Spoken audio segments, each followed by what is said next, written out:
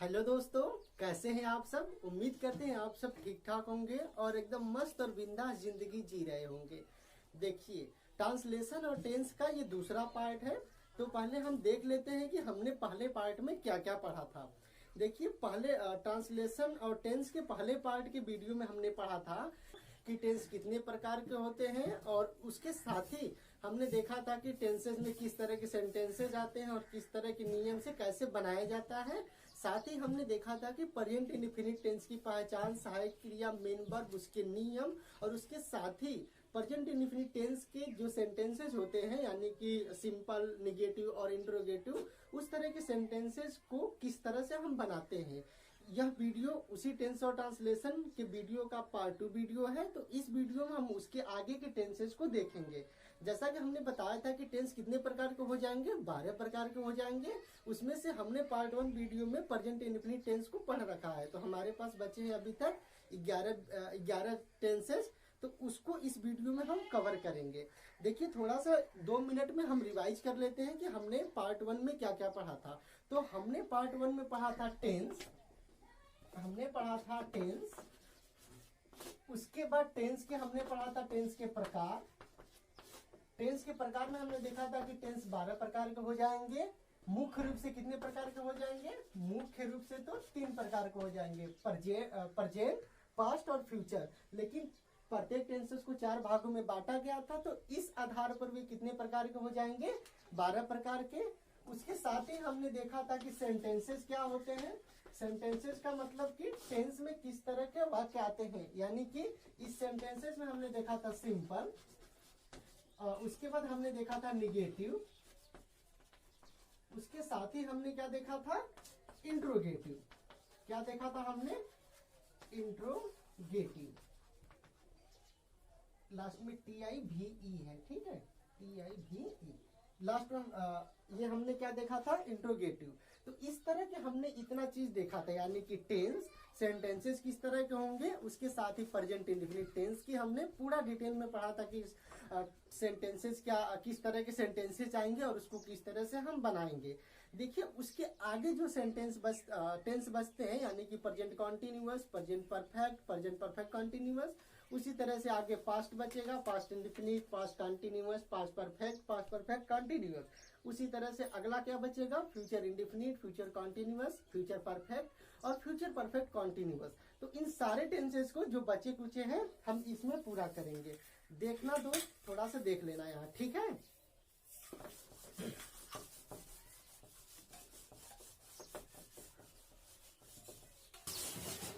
ठीक है, आगे बढ़ने से पहले एक बार थोड़ा सा 1 मिनट में देख लो कि हमने टेंस बनाने से पहले हमने कुछ नियम बताया था।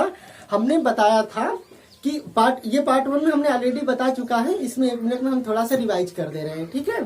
देखिए, होता क्या है कि कोई भी मतलब किसी भी टेंस का ट्रांसलेशन करने से पहले उसमें 3 चीजें मैंने कहा था कि मुख्य रूप से ध्यान दी जाती है। बाकी चीजों को भी हम ध्यान देते हैं, लेकिन जो मुख्य रूप से 3 चीजों को ध्यान देते हैं, और इसी फॉर्मेट पर हम आगे जितने भी टेंस करेंगे इसी फॉर्मेट पर मूव करेंगे, कोई भी चेंजेस नहीं होगा।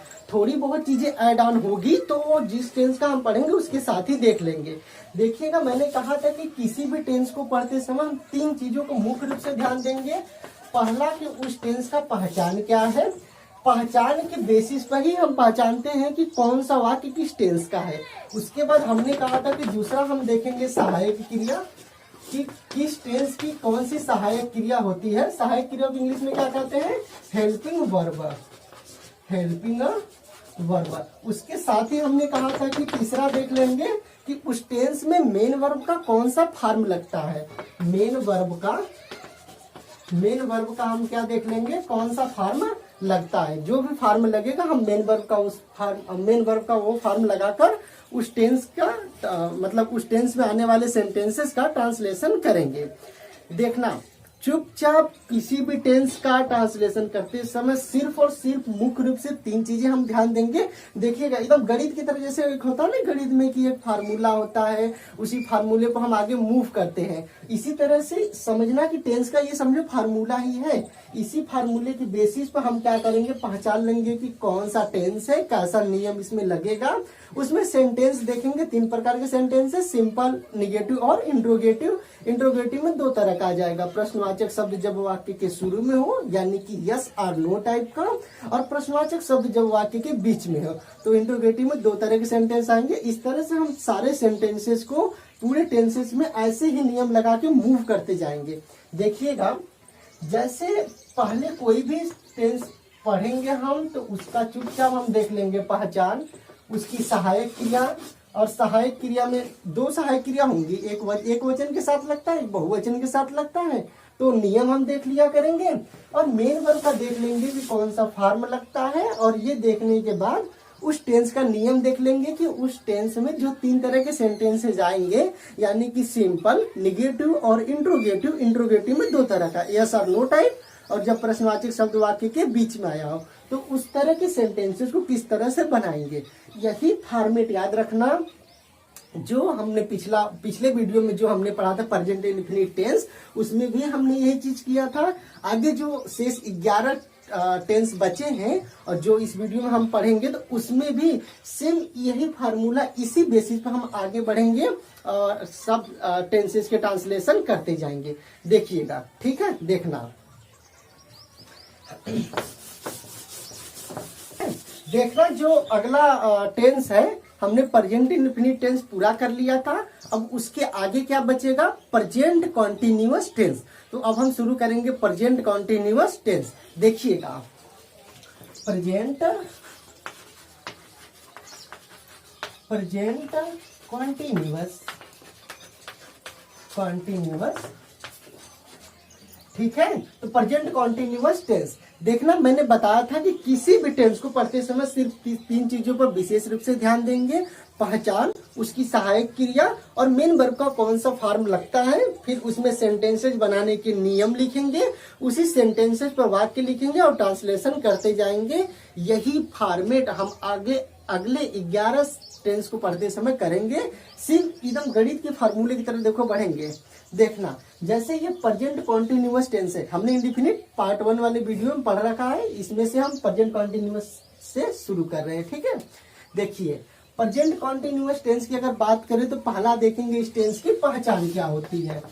इस टेंस की पहचान क्या होती है, देखना। प्रेजेंट कॉन्टिन्यूअस टेंस की पहचान होती है जिस वाक्य के अंत में रहा है, रही है, रहे हैं। क्या क्या आएगा, रहा है, रही है और रहे हैं, ऐसे ही शब्द आते हैं। आदि शब्द, आदि लगा लो भाई, ठीक है, आदि। यानी कि पहचान, प्रेजेंट कॉन्टिन्यूअस टेंस का पहचान क्या होगा कि वाक्य के अंत में रहा है, रही है, रहे हैं, ये 3 शब्द मतलब आदि शब्द आते हैं, वह वाक्य प्रेजेंट कॉन्टिन्यूअस टेंस का होता है। तो प्रेजेंट कॉन्टिन्यूअस टेंस को पहचानेंगे कैसे, कोई वाक्य लिखा रहेगा, उसके अंत में क्या रहेगा, रहा है, रही है, रहे हैं, तो पहचान लेंगे। अच्छा, इन तीनों में से कोई एक आएगा, या तो रहा है आएगा, या तो रही है, या तो रहे हैं। ये नहीं कि तीनों एक साथ आएंगे, ऐसा नहीं है, कोई एक आ जाएगा। तो हम पहचान लेंगे कि वह वाक्य क्या है, प्रेजेंट कॉन्टिन्यूअस टेंस का है। देखना, बताएंगे अभी आगे इसका वाक्य मतलब इस टेंस का ट्रांसलेशन करेंगे तो देखेंगे कि किस तरह से वाक्य आएंगे। देखिए, अगला हम देखेंगे सहायक क्रिया। क्या देखेंगे, सहायक क्रिया। तो इस टेंस की सहायक क्रिया यानी कि प्रेजेंट कॉन्टिन्यूअस टेंस की सहायक क्रिया होती है इज, आर, एंड। इस टेंस की सहायक क्रिया होती है इज, आर, एंड। एक वचन कर्ता के साथ हम सहायक क्रिया इज का प्रयोग करेंगे। एक वचन कर्ता के साथ हम सहायक क्रिया इज का प्रयोग करेंगे। बहुवचन कर्ता के साथ हम सहायक क्रिया आर का प्रयोग करेंगे। बहुवचन कर्ता के साथ सहायक क्रिया आर का प्रयोग करेंगे। और आई के साथ हम हमेशा एम का प्रयोग करेंगे। आई अगर आएगा, आई मतलब मैं, आई का क्या आएगा, आई अगर आएगा सब्जेक्ट, एज ए सब्जेक्ट आएगा तो हम सहायक क्रिया एम का प्रयोग करेंगे। बात करें इसमें मुख्य क्रिया की, बात करें हम इसमें मुख्य क्रिया की, तो देखना मुख्य क्रिया में इसमें हम लगाते हैं जो मेन वर्ब का फर्स्ट फॉर्म लगाएंगे यानी मुख्य क्रिया का पहला फॉर्म, उसमें हम जोड़ देंगे ING, यानी कि मुख्य क्रिया के पहले फॉर्म में हम ING जोड़ेंगे। इतना इस टेंस के बारे में है। तो देखो होगा क्या कि इस टेंस की पहचान क्या है, तो प्रेजेंट कॉन्टिन्यूअस टेंस की पहचान रहा है, रही है और रहे हैं। बात करें प्रेजेंट कॉन्टिन्यूअस टेंस की सहायक क्रिया की, तो सहायक क्रिया होती है इज, आर, एम। प्रयोग कब करेंगे, तो एक वचन करता। एक वचन करता में क्या होगा, कोई एक व्यक्ति या मतलब कोई सिंगल पर्सन होगा या फिर सिंगल व्यक्ति का नाम कुछ होगा, या मतलब सिंगल नाउन होगा, या तो प्रोनाउन में ले लेंगे तो ही, सी, इट, ये आएंगे एक वचन में। बहुवचन में क्या आएंगे, मोर देन वन, यानी एक से अधिक कुछ होगा। या फिर अगर प्रोनाउन में ले लेंगे तो क्या आ जाएगा, वी, यू, दे। ठीक है, आई नहीं आएगा, आई के साथ एम करेंगे, यू, वी, दे। इसके साथ क्या करेंगे, आदि शब्द आ जाएंगे तो सहायक क्रिया आर का प्रयोग करेंगे, और आई अगर आएगा तो उसके साथ एम का प्रयोग करेंगे। बात करें अगर मुख्य क्रिया की, तो इस टेंस में मुख्य क्रिया के पहले फॉर्म में ING लगा देंगे। ठीक है, इतना चीज है। अब थोड़ा सा ना वीडियो रोक के इसका स्क्रीनशॉट ले लो। ठीक है, ठीक है, हो गया होगा, मिटाते हैं। इसके आगे हम देखते हैं कि इसके टेंस का बनाने का नियम क्या है, और वाक्य लिखकर हम इसका ट्रांसलेशन करते जाएंगे। देखिए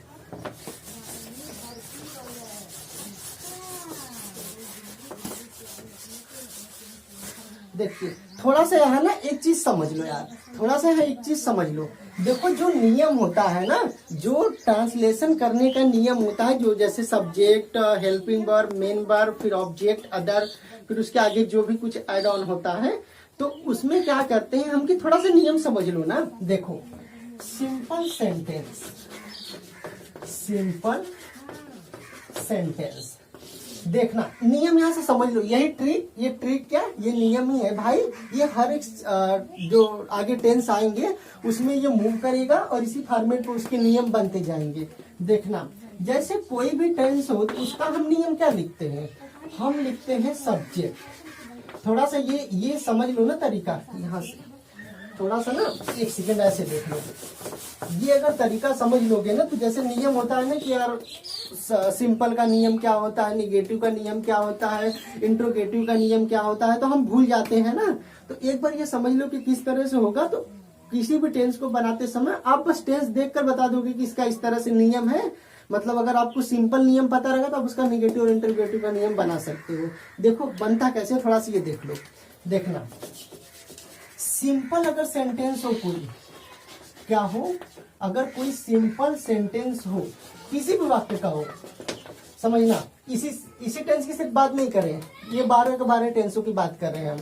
अगर सिंपल सेंटेंस हो तो नियम क्या होता है, नियम होता है सब्जेक्ट प्लस उसके साथ हेल्पिंग वर्ब प्लस होता है main verb plus object plus other. ये देखना, ये जो नियम है ये टेंस में ट्रांसलेशन करने के काम आता है। Subject, helping verb, main verb, object और अदर। समझना कोई भी टेंस हो तो सिंपल सेंटेंस बनाने का यही नियम होता है, subject, helping verb, main verb, object और अदर।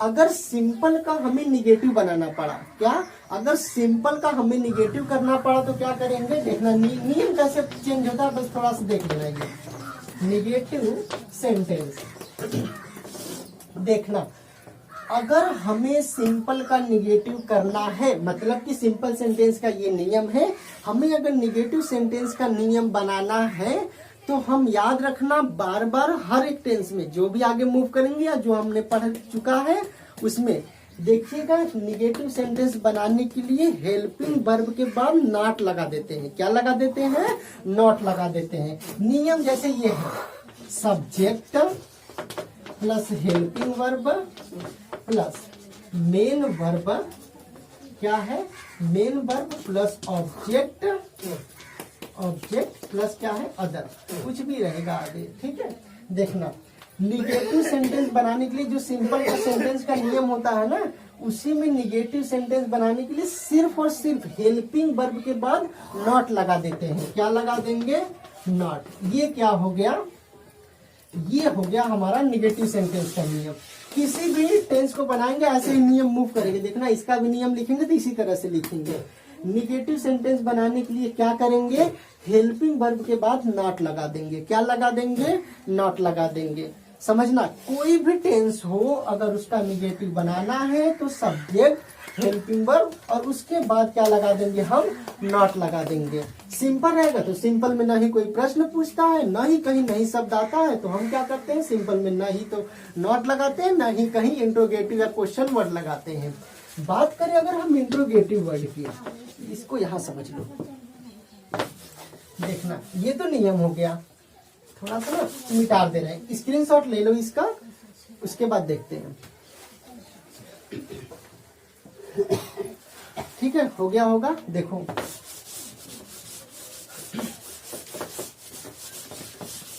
देखना इंट्रोगेटिव सेंटेंस कैसे बनाते हैं ये देखना। इंट्रोगेटिव सेंटेंस, इंट्रोगेटिव सेंटेंस बनाने का नियम कैसे बनाते हैं? दो तरह के सेंटेंसेस होते हैं, जब क्या हो? प्रश्नवाचक शब्द वाक्य के शुरू में हो, और दूसरा होता है जब प्रश्नवाचक शब्द वाक्य के कहाँ हो? वाक्य के कहाँ हो? बीच में हो। दोनों नियम हम देखेंगे। देखना, इससे पहले अभी इंट्रोगेटिव निगेटिव का हमने नियम क्या लिखा था?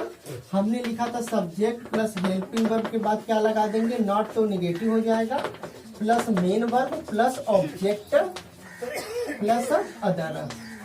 ये नियम होता है निगेटिव का। इंट्रोगेटिव में क्या होगा कि अगर प्रश्नवाचक शब्द, या एक बार और समझ लो यार, देखो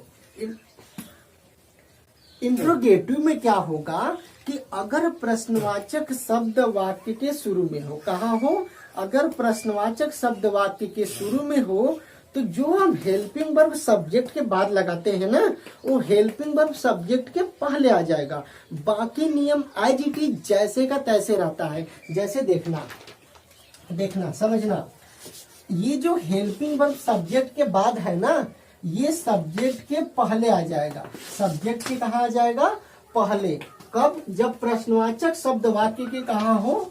शुरू में हो। कहाँ हो? वाक्य के शुरू में हो। तो जो हेल्पिंग वर्ब सब्जेक्ट के बाद लगाते हैं वो हेल्पिंग वर्ब सब्जेक्ट के पहले हो जाएगा। देखना, तब नियम क्या बन जाएगा? पहले सब्जेक्ट से पहले हम क्या लगाएंगे? हेल्पिंग वर्ब, फिर क्या लगा देंगे? सब्जेक्ट। आज इट इज नियम। ये हेल्पिंग वर्ब उठा के, ये देखो समझना, सिंपल का नियम क्या था? सब्जेक्ट था, हेल्पिंग वर्ब था, ये नॉट नहीं था, उसके बाद मेन वर्ब था, ऑब्जेक्ट था, अदर था। निगेटिव में क्या था? सब्जेक्ट था, हेल्पिंग वर्ब है, और क्या है? नॉट है, प्लस मेन वर्ब है, ऑब्जेक्ट है, अदर है। इंट्रोगेटिव सेंटेंस जब बनाएंगे तो जब शुरू में हो तो हमने क्या बताया कि जब प्रश्नवाचक शब्द शुरू में हो तो हेल्पिंग वर्ब सब्जेक्ट से पहले आ जाएगा। तो देखना, ये हेल्पिंग वर्ब उठ के कहाँ चला आया? सब्जेक्ट से पहले। तो भैया ये देखना, ये आया पहले तो सब्जेक्ट हेल्पिंग वर्ब, उसके बाद ये है सब्जेक्ट। अब क्या बचा? हेल्पिंग वर्ब तो यहाँ से उठ के यहाँ चला आया, यहाँ कुछ नहीं बचा है। क्या बचा है? नॉट, प्लस क्या बचा? Main verb plus object plus last में क्वेश्चन मार्क लगा देंगे। समझना, अभी तक हमने क्या किया था? सिंपल का नियम होता है सब्जेक्ट लगाते हैं, सब्जेक्ट के बाद सहायक क्रिया लगाते हैं, उसके बाद मेन वर्ब लगाते हैं, फिर ऑब्जेक्ट लगाते हैं, फिर अदर लगाते हैं। निगेटिव में क्या होता है कि हेल्पिंग वर्ब के बाद यानी सहायक क्रिया के बाद नॉट लगा देते हैं। बाकी सिंपल की तरह नियम एज इट इज रहता है। जैसे होता क्या है कि जैसे हमने क्या लगाया था सिंपल में? सब्जेक्ट, हेल्पिंग वर्ब, उसके बाद आया था मेन वर्ब। लेकिन निगेटिव में क्या होगा कि सब्जेक्ट, हेल्पिंग वर्ब के तुरंत बाद नॉट आ जाएगा, उसके बाद आएगा मेन वर्ब, फिर ऑब्जेक्ट और अदर। उसके बाद आता है इंट्रोगेटिव सेंटेंस। इंट्रोगेटिव सेंटेंस में हम दो तरीके के सेंटेंसेस आते हैं। एक तो जब प्रश्नवाचक शब्द वाक्य के शुरू में हो, दूसरा जब प्रश्नवाचक शब्द वाक्य के बीच में हो। हमने बताया कि जब प्रश्नवाचक शब्द वाक्य के शुरू में हो तो जो हेल्पिंग वर्ब जो सब्जेक्ट के बाद लगता है ना, वो क्या होगा? हेल्पिंग वर्ब सब्जेक्ट से पहले लग जाएगा। तो देखना, ये नियम होता है निगेटिव का। Subject, helping verb, not, main verb, object और अदर। होगा क्या कि ये जो हेल्पिंग वर्ब है ये उठ के चला आया सब्जेक्ट से पहले, तो ये हेल्पिंग वर्ब यहाँ से उठ के चला आया यहाँ, फिर क्या बचेगा सब्जेक्ट, अब ये हेल्पिंग वर्ब तो यहाँ आ चुका है, उसके बाद क्या बचेगा नॉट, उसके बाद बचेगा मेन वर्ब, उसके बाद ऑब्जेक्ट और अदर, लास्ट में क्वेश्चन मार्क लगा देना। उसके बाद देखना अगर प्रश्नवाचक शब्द वाक्य के बीच में हो, कहाँ हो, प्रश्नवाचक शब्द वाक्य के बीच में हो तो कुछ नहीं करना है, करना इतना है कि ये जो सब्जेक्ट से पहले हेल्पिंग वर्ब लगाए थे ना, कब, जब प्रश्नवाचक शब्द शुरू में था, उससे एक स्टेप पहले हम जो प्रश्नवाचक शब्द रहेगा, WH वर्ड कहते हैं इसको, या तो इंटरोगेटिव वर्ड कहते हैं या तो क्वेश्चन वर्ड कहते हैं, वो लगा देंगे। क्या लगा देंगे, जैसे प्रश्नवाचक शब्द जब वाक्य के शुरू में था तो हमने क्या किया था कि हमने सब्जेक्ट से पहले हेल्पिंग वर्ब लगा दिया था। अब क्या करेंगे कि अगर प्रश्नवाचक शब्द वाक्य के बीच में आ जाए तो जो सब्जेक्ट से पहले हेल्पिंग वर्ब लगाए थे ना, उससे भी पहले जो प्रश्नवाचक शब्द वाक्य के बीच में आया होगा ना, यानी उसे WH वर्ड भी तो कहते हैं, वो आया होगा ना, उसका मीनिंग लिखेंगे। जैसे मान लो कब, क्यों, कैसे, ये सब जो बीच में आते हैं उसी को तो WH वर्ड कहते हैं, और वो क्या कर देंगे हेल्पिंग वर्ब से पहले लगा देंगे। कहाँ लगा देंगे, हेल्पिंग वर्ब से पहले। जस्ट 1 मिनट में समझ लेना, फिर से देख लो यार, ये चीजें आगे बहुत काम आएंगी, ठीक है। देखना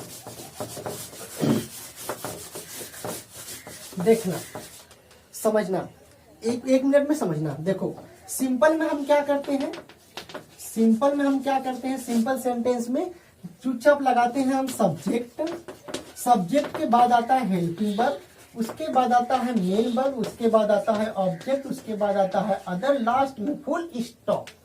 देखना कोई भी टेंस में सेंटेंस बनाएंगे तो ऐसे ही बनाएंगे, सब्जेक्ट क्रम यही रहेगा, सब्जेक्ट के बाद आएगा हेल्पिंग वर्ब, उसके बाद आएगा मेन वर्ब, उसके बाद आएगा ऑब्जेक्ट, उसके बाद आएगा अदर। बाकी जो कुछ जैसे लास्ट में जाएंगे प्रेजेंट परफेक्ट कंटीन्यूअस या पास्ट परफेक्ट कंटीन्यूअस या फ्यूचर परफेक्ट कंटीन्यूअस, तो उन सब सेंटेंसेज में सिंस या फॉर प्लस टाइम आता है, तो जब आएगा तो देखेंगे। फिलहाल में इतना देखो, नियम इसी तरह से मूव करेगा, चाहे कोई भी आप टेंस पढ़ो, चाहे कोई भी आप ट्रांसलेशन करो, नियम इसी तरह से मूव करेगा। होगा क्या कि सब्जेक्ट, हेल्पिंग वर्ब, उसके बाद आता है मेन वर्ब, उसके बाद आता है ऑब्जेक्ट, उसके बाद आता है अदर। यही क्रम होता है ट्रांसलेशन करने का। अब देखना सिंपल सेंटेंस बनाने का ये नियम होता है। निगेटिव में क्या करते हैं, निगेटिव में बदलने के लिए कुछ नहीं करते हैं, बस ये क्या कर देते हैं कि जो हेल्पिंग वर्ब आता है ना, सब्जेक्ट के बाद जो हेल्पिंग वर्ब आता है, तो हेल्पिंग वर्ब के बाद हम नॉट लगा देते हैं। सिंपल में क्या होता है कि हेल्पिंग वर्ब के बाद मेन वर्ब आता है, लेकिन निगेटिव में क्या करते हैं कि हेल्पिंग वर्ब के बाद नॉट लगा देते हैं, नॉट के बाद मेन वर्ब आएगा। नियम क्या बन जाएगा, सब्जेक्ट प्लस क्या आएगा, हेल्पिंग वर्ब। अब देखना निगेटिव है तो हेल्पिंग वर्ब के तुरंत बाद क्या आता है, नॉट आता है। क्या आता है, नॉट प्लस मेन वर्ब का मेन वर्ब लगा देंगे, प्लस ऑब्जेक्ट, प्लस क्या लगा देंगे, अदर, लास्ट में फुल स्टॉप। इसी को अगर अब क्या करें, इंट्रोगेटिव में अगर हम देखेंगे, क्या देखेंगे, इंट्रोगेटिव में देखना, इंट्रोगेटिव सेंटेंस में देखेंगे तो क्या होगा, हमने बताया कि इंट्रोगेटिव सेंटेंस में 2 तरीके के वाक्य आते हैं, जब प्रश्नवाचक शब्द वाक्य के शुरू में हो और जब प्रश्नवाचक शब्द वाक्य के बीच में हो।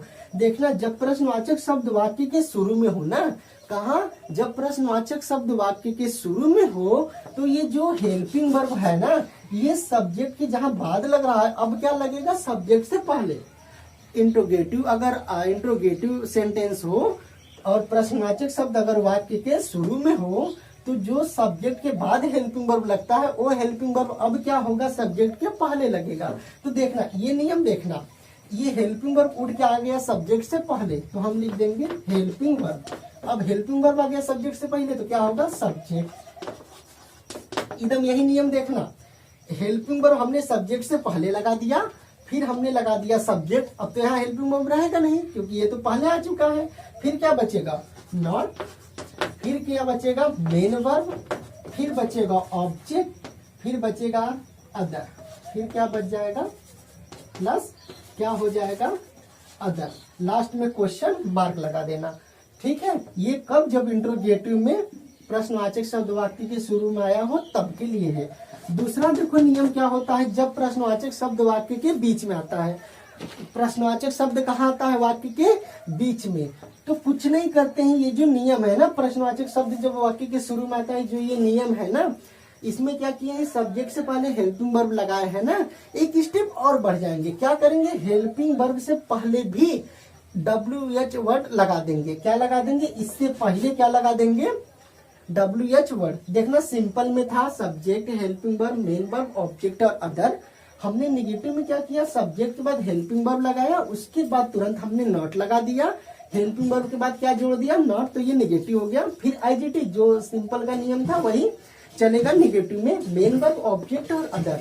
इंट्रोगेटिव में दो तरह के सेंटेंसेज आएंगे। प्रश्नवाचक शब्द जब वाक्य के शुरू में हो तो हम क्या करेंगे? जो सब्जेक्ट के बाद हेल्पिंग वर्ब लगता था, अब क्या होगा कि ये हेल्पिंग वर्ब सब्जेक्ट से पहले लग जाएगा, तो नियम हो जाएगा हेल्पिंग वर्ब सब्जेक्ट, और उसके बाद क्या होगा? IGT नियम निगेटिव वाला ये चलेगा, नॉट, मेन वर्ब, फिर ऑब्जेक्ट और अदर।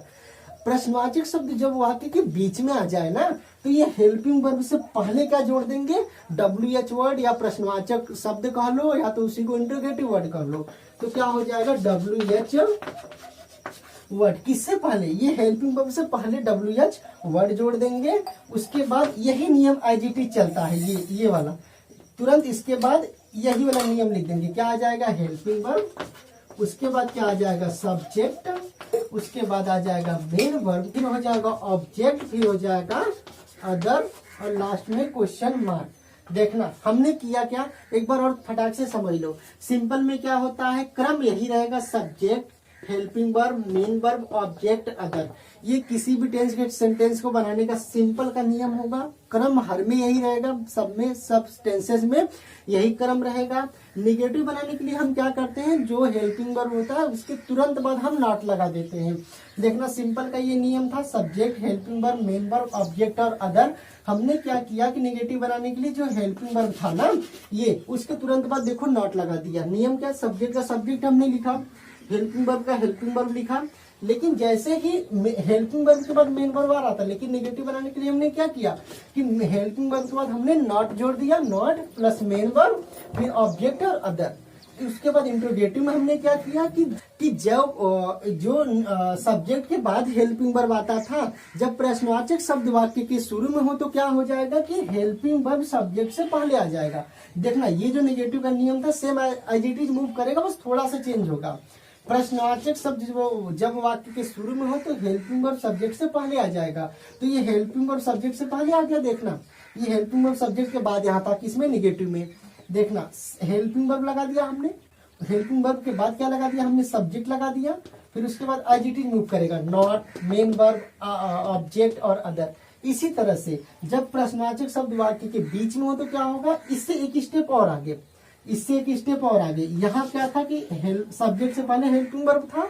जब प्रश्नवाचक शब्द वाक्य के शुरू बीच में हो, कहाँ हो? वाक्य के बीच में, तो इससे पहले एक हेल्पिंग वर्ड से पहले एक टर्म आ जाएगा, कौन सा? WH word. WH वर्ड वो जब कब क्यों कैसे जो आता है उसी को तो कहते हैं WH वर्ड ना। वो कहाँ आ जाएगा? हेल्पिंग वर्ड से पहले उसको जोड़ देंगे। तो इस तरह से स्क्रीनशॉट ले लो पहले। देखना हो गया होगा। देखो इस तरह से सभी टेंसेज में नियम मूव करते हैं। किसी भी टेंस का होगा उसका वाक्य बनाते समय इसी तरह से नियम रहेगा, सबका इसी तरह से नियम रहेगा। चेंज क्या होगा? हेल्पिंग वर्ब सब में चेंज हो जाएगा, तो हम बता देंगे कि क्या चेंज हो जाएगा और हेल्पिंग वर्ब के साथ कौन सा नियम लगेगा। उसी बात देखना मेन वर्ब का कौन सा फॉर्म लगेगा। जो फॉर्म लगेगा हम क्या करेंगे? मेन वर्ब को फॉर्म लगा देंगे और उस टेंस का जो सेंटेंसेस 3 प्रकार के होंगे, सिंपल, निगेटिव और इंट्रोगेटिव, उसके बनाने का नियम लिखेंगे और उस तरह से उस वाक्य को ट्रांसलेट कर देंगे। तो हम पढ़ रहे हैं प्रेजेंट कॉन्टिन्यूअस, तो अब इसका नियम देखेंगे, इसके सेंटेंस देखेंगे और इसको किस तरह से बनाएंगे हम वो देखेंगे। ठीक है, देखना हम प्रेजेंट कॉन्टिन्यूअस में देखना क्या करेंगे कि पहचान हमने बताई रखा था कि क्या होगा। तो पहचान होगा रहा है, रही है और रहे हैं।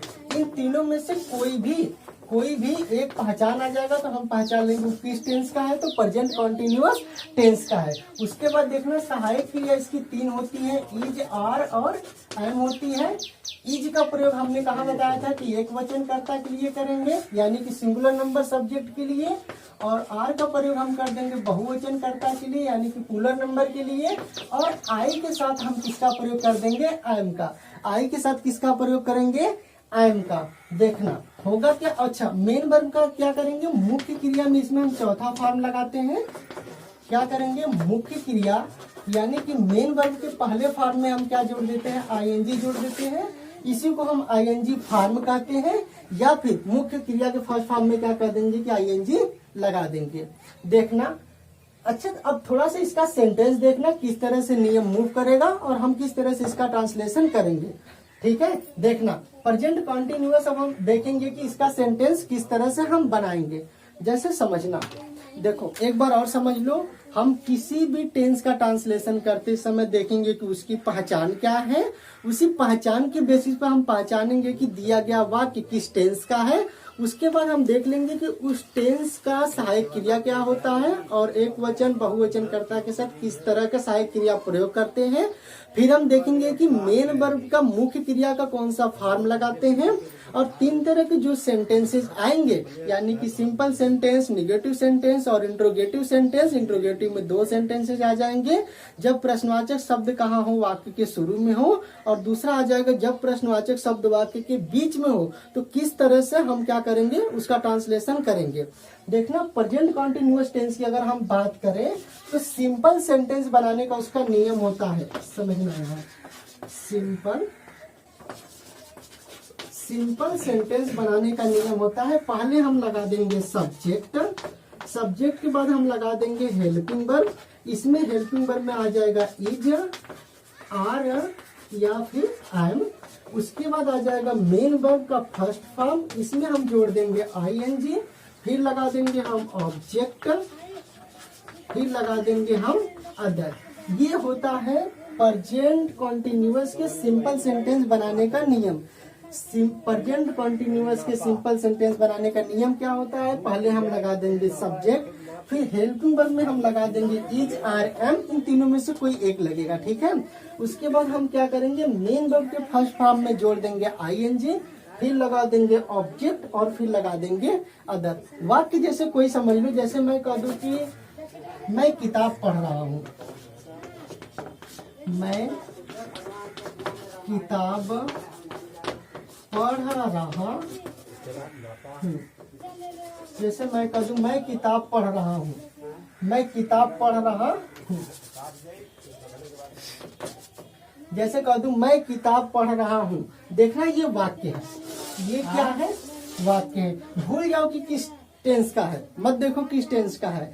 हम क्या करेंगे कि पहचान के बेसिस पर पहचानेंगे कि कौन सा वाक्य किस टेंस का है और उसका नियम लगा देंगे। देखना जैसे ये वाक्य है, मैं किताब पढ़ रहा हूँ, आप सबसे लास्ट में देखेंगे, लास्ट में क्या है, रहा हूँ आया, क्या आया, रहा हूँ। तो हम देखेंगे कि रहा हूँ किस टेंस का पहचान हो गया, तो हमें पता चल गया कि भाई प्रेजेंट कॉन्टिन्यूअस टेंस का। रहा हूँ, रहे हैं, क्या बोलते हैं, रही है, रहे हैं, ये सब जो आएंगे तो प्रेजेंट कॉन्टिन्यूअस टेंस के होंगे। तो रहा हूँ आ गया तो प्रेजेंट कॉन्टिन्यूअस टेंस का हो गया। इसमें देखना कहीं भी नहीं शब्द नहीं आएगा। क्या क्या है, कहीं भी नहीं शब्द नहीं आया है, न ही कहीं पर कोई प्रश्न पूछा है। इसका मतलब कि नहीं शब्द नहीं आया तो ये निगेटिव भी नहीं है, और कहीं भी प्रश्न नहीं पूछा इसका मतलब ये इंट्रोगेटिव भी नहीं है। लेकिन यहाँ पर क्या है, ये क्या है, कुछ भी नहीं है, इसका मतलब यह क्या हुआ, सिंपल। और प्रेजेंट कॉन्टिन्यूअस में सिंपल सेंटेंस बनाने का कौन सा नियम होता है, ये नियम होता है। पहले हम क्या लगा देंगे, सब्जेक्ट। क्या लगाएंगे, सब्जेक्ट। और सब्जेक्ट खोजने के लिए किसका प्रयोग करते हैं, कौन का। तो कौन का प्रयोग करेंगे, तो कौन किताब पढ़ रहा है, मैं। कौन किताब पढ़ रहा है, मैं। तो मैं का मीनिंग क्या लिख देंगे, आई। क्या लिख देंगे, आई। देखना आई के साथ हमेशा है। उसके बाद देखना नियम क्या है, सब्जेक्ट के बाद लगाएंगे हेल्पिंग वर्ब। तो हेल्पिंग वर्ब में इज, आर, एम में से कोई एक लगाएंगे, तो सब्जेक्ट क्या हो गया, आई। तो आई के साथ सहायक क्रिया क्या आ जाएगा, एम। क्या आ जाएगा, एम। उसके बाद क्या है, मेन वर्ब का फर्स्ट फॉर्म, उसमें क्या है, आईएनजी। तो मेन वर्ब खोजने के लिए वाक्य में किसका प्रयोग कर देंगे, क्या का। ये जो कौन और क्या है ना, ये वीडियो के पहले पार्ट में हमने पढ़ रखा, उसको आप देख लीजिएगा। मेन वर्ब के फर्स्ट फॉर्म में क्या लगाएंगे, आईएनजी। तो मेन वर्ब खोजने के लिए क्या क्या प्रयोग, मैं क्या कर रहा हूँ, तो पढ़ रहा हूँ, क्या कर रहा हूँ, पढ़। तो पढ़ना मेरा क्या हो गया, मुख्य क्रिया हो गया। क्या हो गया, मुख्य क्रिया, यानी कि मेन वर्ब। मैं क्या कर रहा हूँ, पढ़ने का कार्य कर रहा हूँ। तो पढ़ने का मीनिंग क्या हो जाएगा, रीड। क्या हो जाएगा, रीड। लेकिन मेन वर्ब का फर्स्ट फॉर्म में क्या जोड़ा, आईएनजी। क्या जोड़ा, आईएनजी। तो रीड में क्या जोड़ देंगे, आईएनजी, रीडिंग। अच्छा, उसके बाद दिया है क्या पढ़ रहा हूँ, क्या कर रहा हूँ। तो हाँ, पढ़ रहा हूँ क्या, किताब। तो आई एम रीडिंग। उसके बाद ऑब्जेक्ट में क्या लगा देंगे, द बुक। किताब का मीनिंग क्या हो जाएगा, बुक। लास्ट में क्या लगा देंगे, फुल स्टॉप। तो मैं किताब पढ़ रहा हूँ, सेंटेंस क्या हो जाएगा इसका translation, I am reading the book. Last में लगा देंगे फुल स्टॉप। इस तरह से हो जाएगा ये प्रेजेंट कॉन्टिन्यूअस का सिंपल सेंटेंस। इसी का हम निगेटिव और इंटरोगेटिव देखेंगे। देखना, ये आप स्क्रीनशॉट ले लो, उसके आगे हम बढ़ते हैं फिर। ठीक है, अब इसके आगे देखना, इसी का हम निगेटिव और इंटरोगेटिव बनाएंगे, फिर आगे बढ़ेंगे। देखना,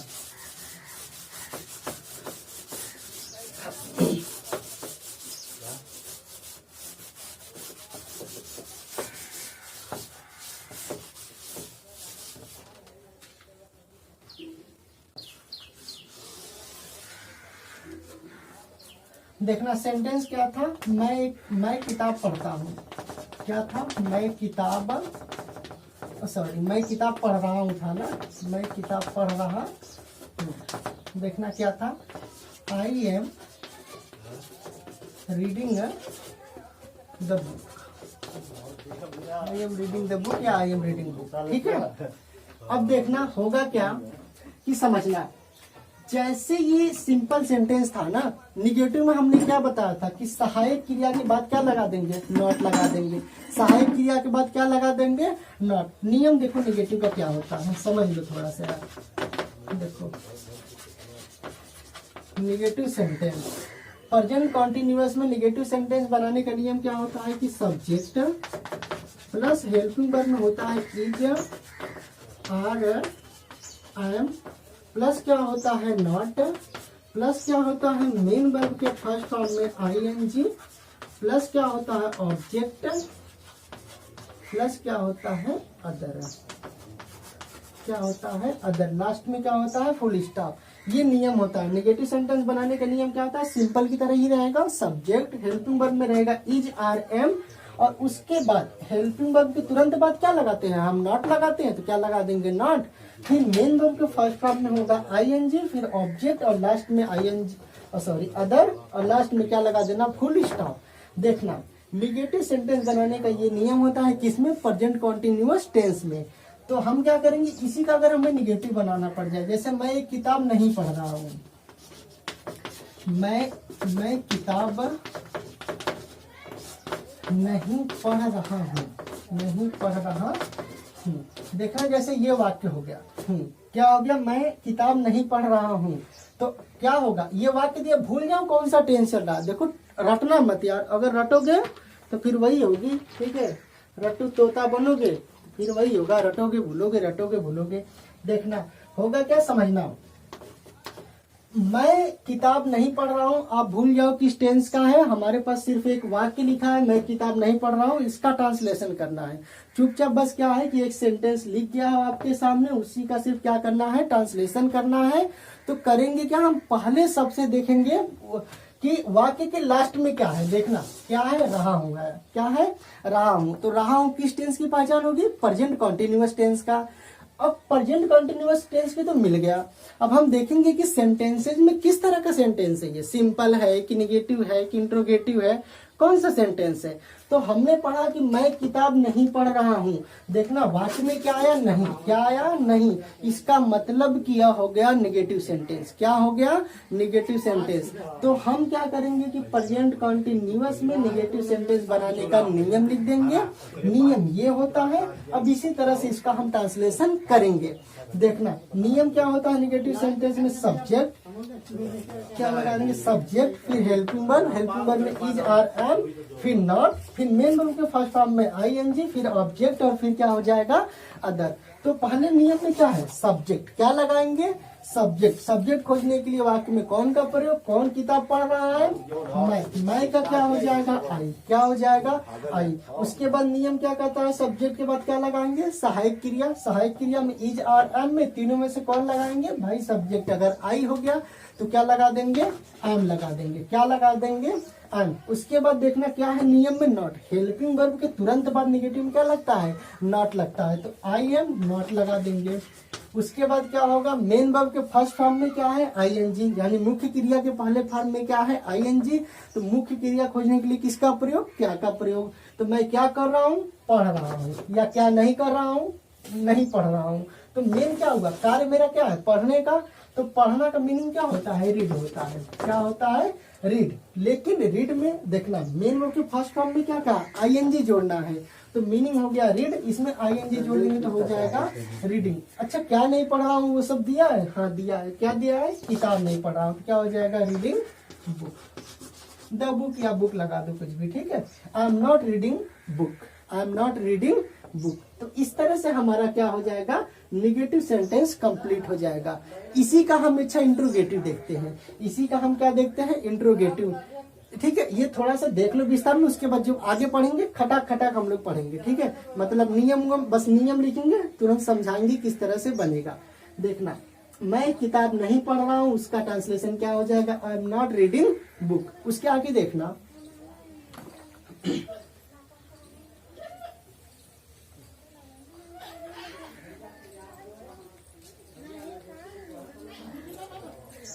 ठीक है। आप क्या करो, थोड़ा सा इसका स्क्रीनशॉट ले लो, आगे बढ़ते हैं फिर। देखना देखना,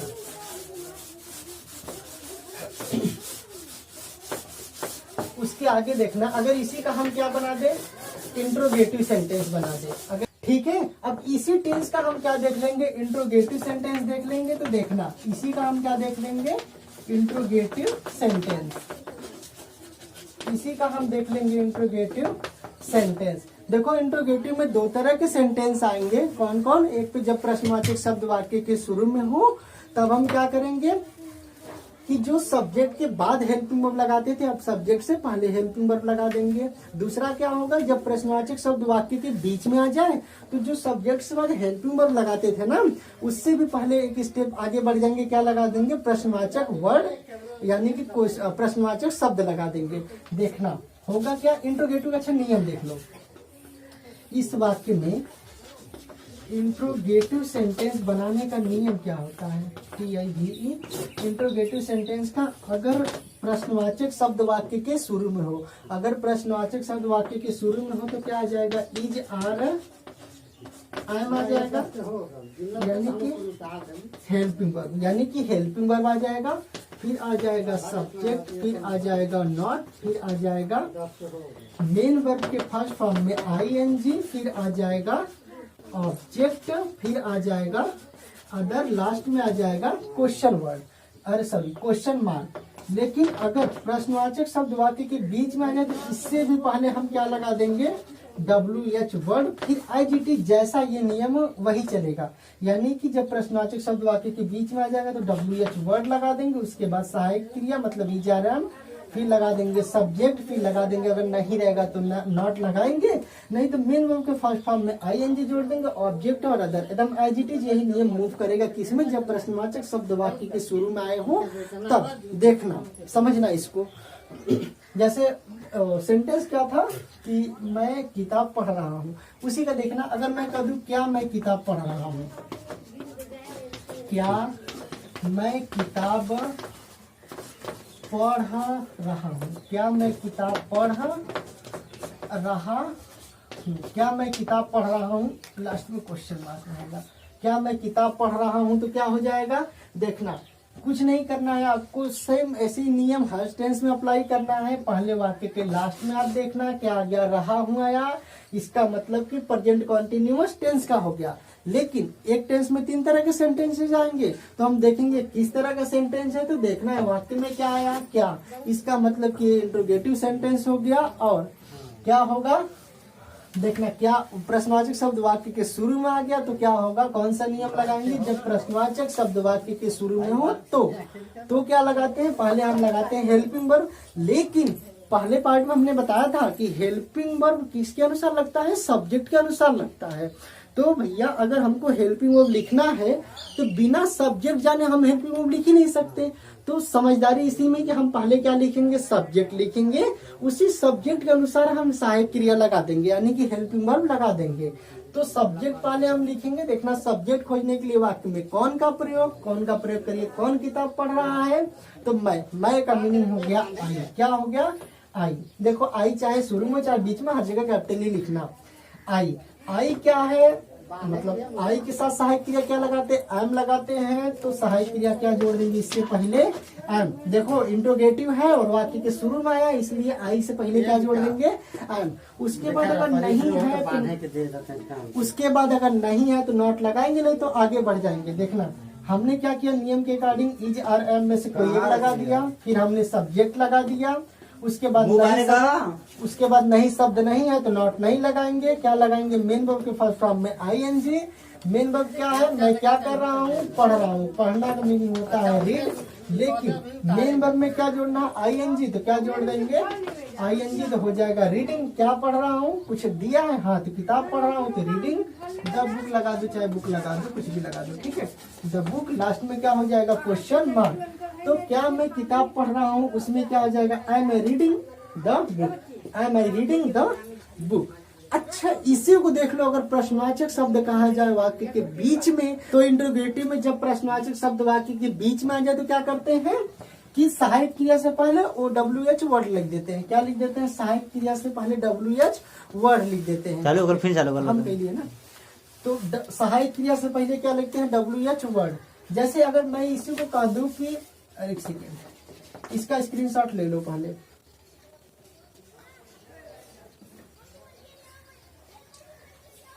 देखो हो गया होगा स्क्रीनशॉट, इसी को देख लो। अगर क्या हो जाए, मैं किताब क्यों पढ़ रहा हूँ, क्या आ जाए, मैं किताब क्यों पढ़ रहा हूँ। क्या आ जाए, मैं किताब क्यों पढ़ रहा हूँ। ये देखो अगर प्रश्नवाचक शब्द कहा जाए वाक्य के बीच में, तब कैसे बनाएंगे दोस्त। मैंने कहा है कि जो सहायक क्रिया सब्जेक्ट से पहले लगाते थे ना, उससे एक स्टेप और पहले आ जाएगा WH वर्ड। क्या आ जाएगा, WH वर्ड, या उसी को प्रश्नवाचक शब्द कहते हैं, या इसी को इंट्रोगेटिव वर्ड कहते हैं, या उसी को क्वेश्चन वर्ड कहते हैं। तो देखना मैं किताब क्यों पढ़ रहा हूँ, ये वाक्य हो गया। इसको अगर हमें ट्रांसलेशन करना है तो क्या करेंगे भाई, सबसे लास्ट में देख लेंगे क्या आया, रहा हूँ। क्या आया, रहा हूँ। इसका मतलब किस टेंस का हो गया, तो रहा हूँ आ गया, तो पहचान लेंगे हम किस टेंस का है, प्रेजेंट कॉन्टिन्यूअस टेंस का है। लेकिन उसमें भाई सिंपल है कि निगेटिव है कि इंट्रोगेटिव है, इसके लिए हम सेंटेंस को पढ़ेंगे। मैं किताब क्यों पढ़ रहा हूँ, क्यों शब्द मिल गया, इसका मतलब हमने पहचान लिया कि ये कौन सा हो गया, क्यों क्या है, प्रश्नवाचक शब्द है, इसलिए ये इंट्रोगेटिव सेंटेंस हो गया। अब तक हमने क्या पहचाना कि ये प्रेजेंट कॉन्टिन्यूअस टेंस का है, और टाइप कौन सा टाइप है, इंट्रोगेटिव सेंटेंस है। इंट्रोगेटिव सेंटेंसेस में दो तरह के नियम आते हैं, प्रश्नवाचक शब्द वाक्य के शुरू में हो और प्रश्नवाचक शब्द वाक्य के बीच में हो। तो ये कहाँ आया है, वाक्य के बीच में। तो वाक्य के बीच में आया तो नियम क्या होता है कि पहले जो WH वर्ड रहेगा उसको लिखेंगे। क्या लिखेंगे, WH वर्ड जो रहेगा, नियम यहाँ से देख लो क्या रहेगा, WH वर्ड जो रहेगा उसको लिखेंगे, फिर सहायक क्रिया लगाएंगे, फिर क्या लगाएंगे, सब्जेक्ट, फिर नहीं शब्द रहेगा तो नॉट, नहीं तो मेन वर्ब के फर्स्ट फॉर्म में ING, फिर ऑब्जेक्ट अदर, लास्ट में क्वेश्चन मार्क लगा देना। देखना होगा क्या कि क्यों का मीनिंग क्या हो जाएगा भाई, WH वर्ड पहले नियम के अनुसार लगाएंगे, तो क्यों का मीनिंग क्या हो जाएगा भाई, क्या हो जाएगा भाई। उसके बाद क्या आता है, सहायक क्रिया। क्या आता है, सहायक क्रिया, यानी कि हेल्पिंग वर्ब। तो हेल्पिंग वर्ब पहले मत लगाना, क्योंकि हेल्पिंग वर्ब सब्जेक्ट के अनुसार लगता है। तो पहले हम क्या लगाएंगे, सब्जेक्ट। सब्जेक्ट खोजने के लिए कौन का प्रयोग, कौन किताब पढ़ रहा है, तो मैं का मीनिंग हो जाएगा आई, और आई के अनुसार अब सहायक क्रिया लगा देना, क्या लग जाएगा, एम, तो YMI। उसके बाद देखना हमने WH वर्ड लगा दिया, फिर हमने सहायक क्रिया लगा दिया, फिर हमने सब्जेक्ट लगा दिया। अब देखो कहीं भी नहीं शब्द है वाक्य में, नहीं है तो इसका मतलब नॉट नहीं लगाएंगे। क्या लगाएंगे नियम के अनुसार, मेन वर्ब के फर्स्ट फॉर्म में ING। तो मेन वर्ब खोजने के लिए वाक्य में किसका प्रयोग कर देंगे हम, क्या का। मैं क्या कर रहा हूँ, तो पढ़ रहा हूँ, पढ़ने का कार्य कर रहा हूँ। पढ़ना का मीनिंग क्या होता है, रीड। क्या होता है, रीड। लेकिन नियम क्या कहता है कि मेन वर्ब के फर्स्ट फॉर्म में क्या जोड़ेंगे, ING। तो इसमें रीड में क्या जोड़ देंगे, ING।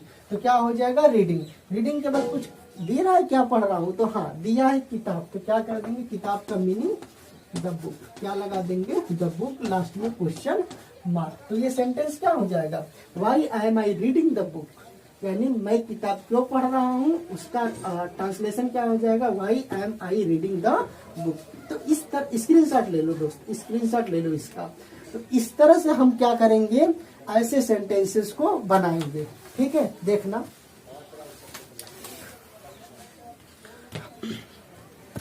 ठीक है, देखना।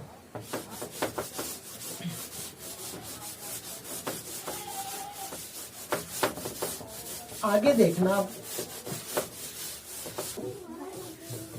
ठीक है, तो इस तरह से देखो हमने क्या करा, हमने चुपचाप देखा कि कोई भी वाक्य लिखा हो तो हम चुपचाप क्या करते हैं कि उसके लास्ट में देख लेते हैं। लास्ट में देखकर हम पता कर लेते हैं कि जो 12 के 12 टेंस है उसमें से जो वाक्य लिखा है वो किस टेंस का है।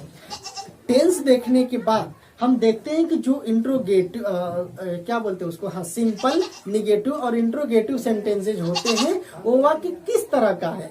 तो निगेटिव है कि सिंपल है कि इंट्रोगेटिव है, इस तरह का हम पता लगाने के बाद, इस तरह का हम पता लगाने के बाद उस टेंस का, उस सेंटेंस का बनाने का नियम लगाकर उस वाक्य को ट्रांसलेट कर देते हैं।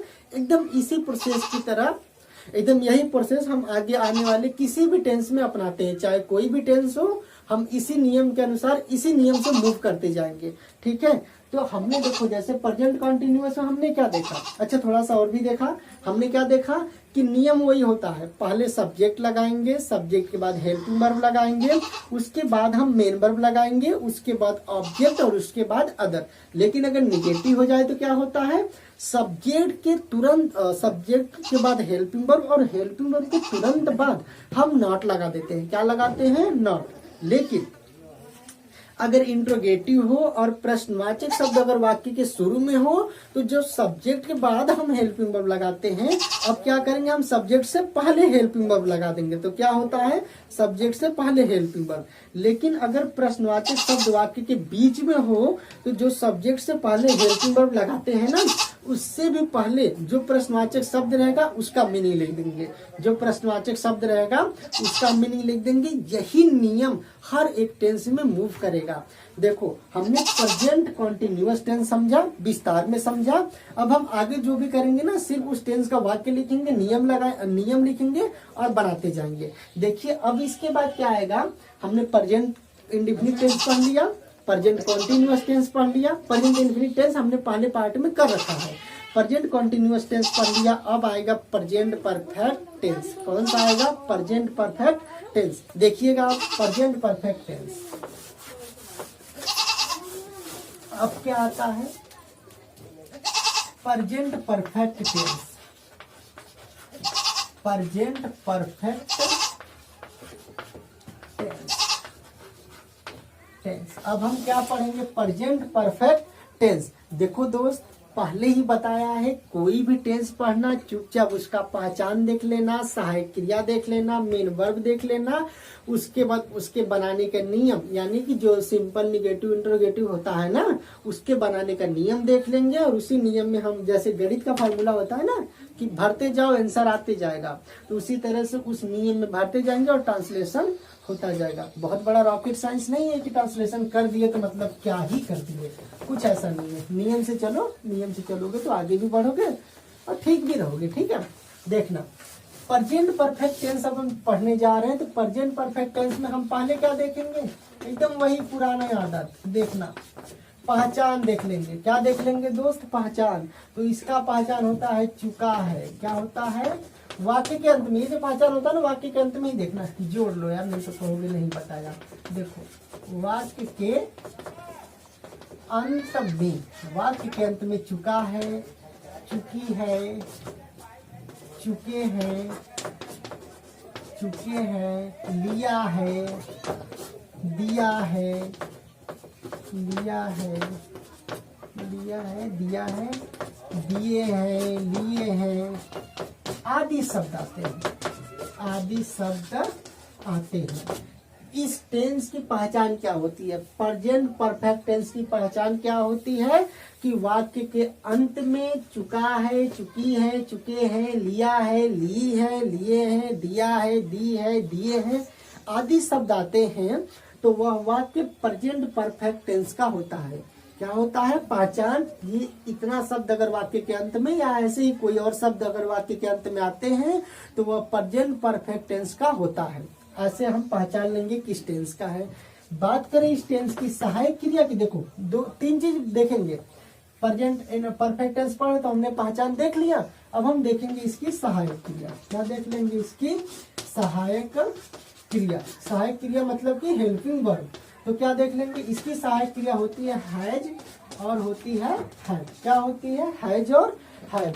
देखना जो हैज होता है ना उसका प्रयोग हम करते हैं एक वचन के लिए, एक वचन कर्ता के साथ, यानी अगर सब्जेक्ट सिंगुलर सब्जेक्ट हो तो क्या कर देंगे? हैज का प्रयोग कर देंगे। और अगर बहुवचन करता हो, अगर क्या हो? बहुवचन करता हो तो उसके साथ हम किसका प्रयोग कर देंगे? हैव का प्रयोग कर देंगे। बात करें, देखो अब हमने अभी तक पहचान पढ़ लिया, सहायक क्रिया पढ़ लिया, अब हम क्या करेंगे? मुख्य क्रिया, मेन वर्ब देखेंगे।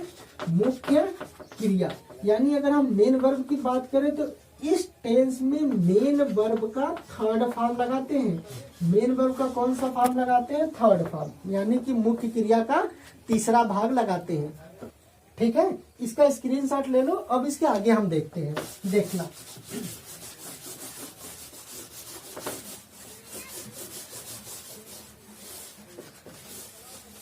देखना किसी भी टेंस का मैंने कहा था कि पहले उसकी पहचान देखेंगे, फिर उसकी सहायक क्रिया देखेंगे, उसके बाद उसका देखेंगे कि उसमें मेन वर्ब का कौन सा फॉर्म लगाते हैं।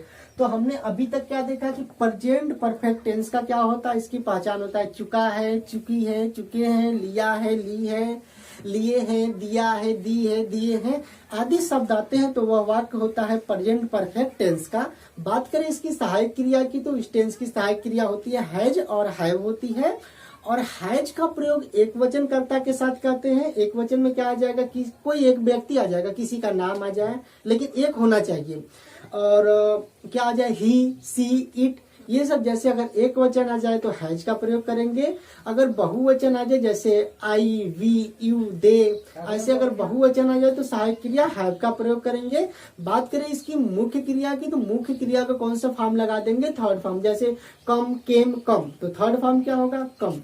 जैसे put, put, put, cut, cut, cut, और क्या होगा? एराइज, एरोज, एराइजेन, तो थर्ड फॉर्म। जैसे एराइज माने क्या होगा? उगना, तो थर्ड फॉर्म क्या होगा? Arise, second arose, third arisen. तो इस तरह से ना याद करना। एक लिस्ट वीडियो किसी पार्ट में, इसके अगले या तो फिर लास्ट पार्ट में हम क्या करेंगे? आपको एक ग्रामर का मतलब उसका फर्स्ट, सेकेंड, थर्ड फॉर्म का लिस्ट दे देंगे, उसको आप याद कर लीजिएगा। मैक्सिमम उन्हीं के आसपास मूव करता है वर्ड मीनिंग। ठीक है, देखना। तो मुख्य क्रिया का कौन सा फॉर्म लगाएंगे? Third form. बात करते हैं इसके नियम की तो नियम वही होगा सिंपल इंट्रोगेटिव और सिंपल निगेटिव और इंट्रोगेटिव। तो देखना इस टेंस में सिंपल सेंटेंस बनाने का नियम। अब थोड़ा सा शार्ट में समझना सीखो, शार्ट में समझना सीखो। हम सिंपल का नियम लगाएंगे, उसी तरह से पूरा सेंटेंस बना देंगे। देखना, जैसे हो जाए सब्जेक्ट। सिंपल का नियम क्या होता है ये देख लो। सिंपल सेंटेंस, सिंपल सेंटेंस का नियम होता है पहले हम लगाएंगे सब्जेक्ट, फिर हेल्पिंग वर्ब लगाएंगे। हेल्पिंग वर्ब में दो आ जाएगा, हैज या हैव, प्लस क्या आ जाएगा? मेन वर्ब का हम लगा देंगे थर्ड फॉर्म। क्या लगा देंगे? मेन वर्ब का थर्ड फॉर्म। फिर लगा देंगे ऑब्जेक्ट, फिर लगा देंगे अदर। इस तरह से लगा देंगे। ठीक है, उस ऑब्जेक्ट और अदर ये देख लेना यार। ठीक है, ऑब्जेक्ट और क्या लगा देंगे? अदर। देखना ये क्या हो गया? प्रेजेंट परफेक्ट टेंस के बनाने का नियम। जैसे मैं कोई वाक्य लिख दूं, जैसे मैं क्या लिखूं यार? जैसे मैं किताब पढ़ चुका हूँ, मैं किताब पढ़ चुका हूँ। एक ही वाक्य देख लो, उसी से पूरा टेंस समझ लो। मैं किताब पढ़ चुका हूँ, पढ़ चुका हूँ। जैसे ये वाक्य लिखा है, मैं किताब पढ़ चुका हूँ, ठीक है। ये वाक्य लिखा है, इसको हमको ट्रांसलेट करना है। ये वाक्य लिखा है, इसको हमें ट्रांसलेट करना है। तो क्या करेंगे, देखना क्या करेंगे। पहले ट्रांसलेट करने से पहले क्या देखेंगे, सबसे लास्ट में देखेंगे क्या आया है, चुका हूँ। क्या आया है, चुका हूँ। इसका मतलब किस टेंस का हो गया, चुका हूँ हो गया। तो किसका टेंस हो गया, प्रेजेंट परफेक्ट टेंस का हो गया। हमने पहचान लिया, लेकिन कि कौन सा सेंटेंस है, यानी कि सिंपल है कि निगेटिव है कि इंट्रोगेटिव है, तो हमने देख लिया कि भैया इसमें कहीं भी नहीं शब्द नहीं आया है, न ही कहीं प्रश्न पूछा गया है। इसका मतलब ना ही ये निगेटिव है, ना ही ये इंट्रोगेटिव है। बचता कौन है, सिंपल। तो ये कौन सा है, सिंपल सेंटेंस है। तो प्रेजेंट परफेक्ट टेंस में सिंपल सेंटेंस है ये। तो प्रेजेंट परफेक्ट टेंस में सिंपल सेंटेंस बनाने का ये नियम होता है। क्या होता है, subject plus helping verb. Helping verb में दो चीजें आती हैं, हैज और हैव। अगर एक बच्चा रहेगा तो हैज लगाएंगे, अगर बहुवचन रहेगा तो हैव लगाएंगे। फिर क्या आता है, मेन वर्ब का थर्ड फॉर्म, फिर आता है ऑब्जेक्ट, और लास्ट में आता है अदर। इस तरह से हमने देख लिया कि ये नियम होता है। बस नियम में भरते जाइए, ट्रांसलेट कंप्लीट। देखना, सब्जेक्ट क्या लगाएंगे, पहले सब्जेक्ट खोजने के लिए किसका प्रयोग, कौन का। कौन किताब पढ़ चुका है, मैं का मीनिंग आई। क्या होगा, आई। अच्छा, आई हो गया तो आई बहुवचन है, तो हेल्पिंग वर्ब। सब्जेक्ट हमने लगा लिया। सब्जेक्ट के बाद क्या आएगा, मेन वर्ब। मेन वर्ब में हैज या हैव। तो भैया आई बहुवचन है, तो बहुवचन के साथ क्या लगा देंगे, हैव लगा देंगे। क्या लगा देंगे, उसके बाद क्या लगाएंगे, मेन वर्ब। मेन वर्ब का कौन सा फॉर्म, थर्ड फॉर्म। तो पढ़ना का क्या हो जाएगा, पढ़ना का होता है तीनों फॉर्म एक ही होता है, रीड। लेकिन पढ़ने में थोड़ा सा डिफरेंट कर दिए, रीड राइट रीड पढ़ते हैं, रीड राइट रीड। तो तीसरा क्या हो जाएगा, रीड। तो आई हैव, पढ़ना का मीनिंग क्या हो जाएगा, रीड। उसके बाद क्या पढ़ चुका हूँ, किताब। तो आई हैव रीड, किताब का मीनिंग क्या हो जाएगा, द बुक। क्या हो जाएगा, द बुक।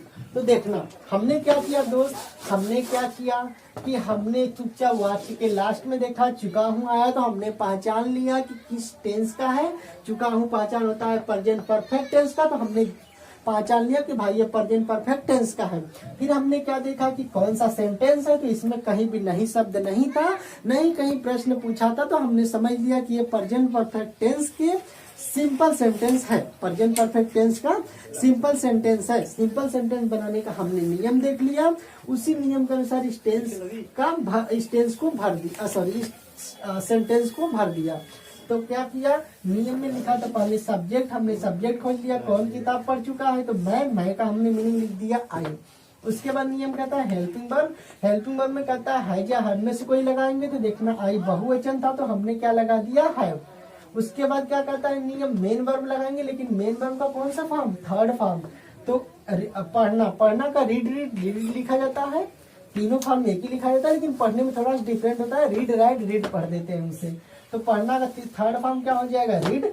उसके बाद क्या पढ़ चुका हूँ, दिया था किताब, तो मैंने क्या ऑब्जेक्ट में लगा दिया, द बुक। उसके बाद हमने लगा दिया फुल स्टॉप। इसी का अगर निगेटिव बनाना हुआ, तो हमने कहा था कि निगेटिव बनाने के लिए चुपचाप क्या करते हैं, सहायक क्रिया के बाद नॉट जोड़ देते हैं। तो इसी का अगर निगेटिव बनाना हुआ तो क्या हो जाएगा, आई हैव, सहायक क्रिया के बाद तुरंत क्या जोड़ देंगे हम, नॉट। उसके बाद जियो का तीन, रीड द बुक। क्या हो जाएगा, रीड द बुक। लास्ट में फुल स्टॉप। इसी का अगर हमें इंट्रोगेटिव बनाना हुआ, क्या बनाना हुआ, इंट्रोगेटिव बनाना हुआ, तो हम क्या कर देंगे, देखना इंट्रोगेटिव बनाना हुआ तो अगर प्रश्नवाचक शब्द वाक्य के शुरू में हो, जैसे मैं कह दूं क्या मैं किताब पढ़ चुका हूँ, कहाँ आया, प्रश्नवाचक शब्द वाक्य के शुरू में। तो ये जो हेल्पिंग वर्ब सब्जेक्ट के बाद लगता था ना, अब कहाँ आ जाएगा, सब्जेक्ट से पहले। कहाँ आ जाएगा, सब्जेक्ट से पहले, यानी कि कहाँ आ जाएगा, सॉरी ये तो हैव रहेगा, क्या आ जाएगा, हैव। क्या आ जाएगा, हैव पहले आ जाएगा, हैव आई। उसके बाद क्या हो जाएगा, नॉट। फिर हो जाएगा रीड द बुक। लास्ट में क्वेश्चन मार्क। लास्ट में क्या हो जाएगा, क्वेश्चन मार्क। क्या हो जाएगा, ये जो हैव था ना, अब कहाँ आ जाएगा, सब्जेक्ट से पहले। तो हमने सब्जेक्ट से पहले लिख दिया, फिर सब्जेक्ट, फिर क्या होगा, जियो गति हो, नॉट रीड। यही एक क्या आ जाए, प्रश्नवाचक शब्द वाक्य के बीच में आ जाए।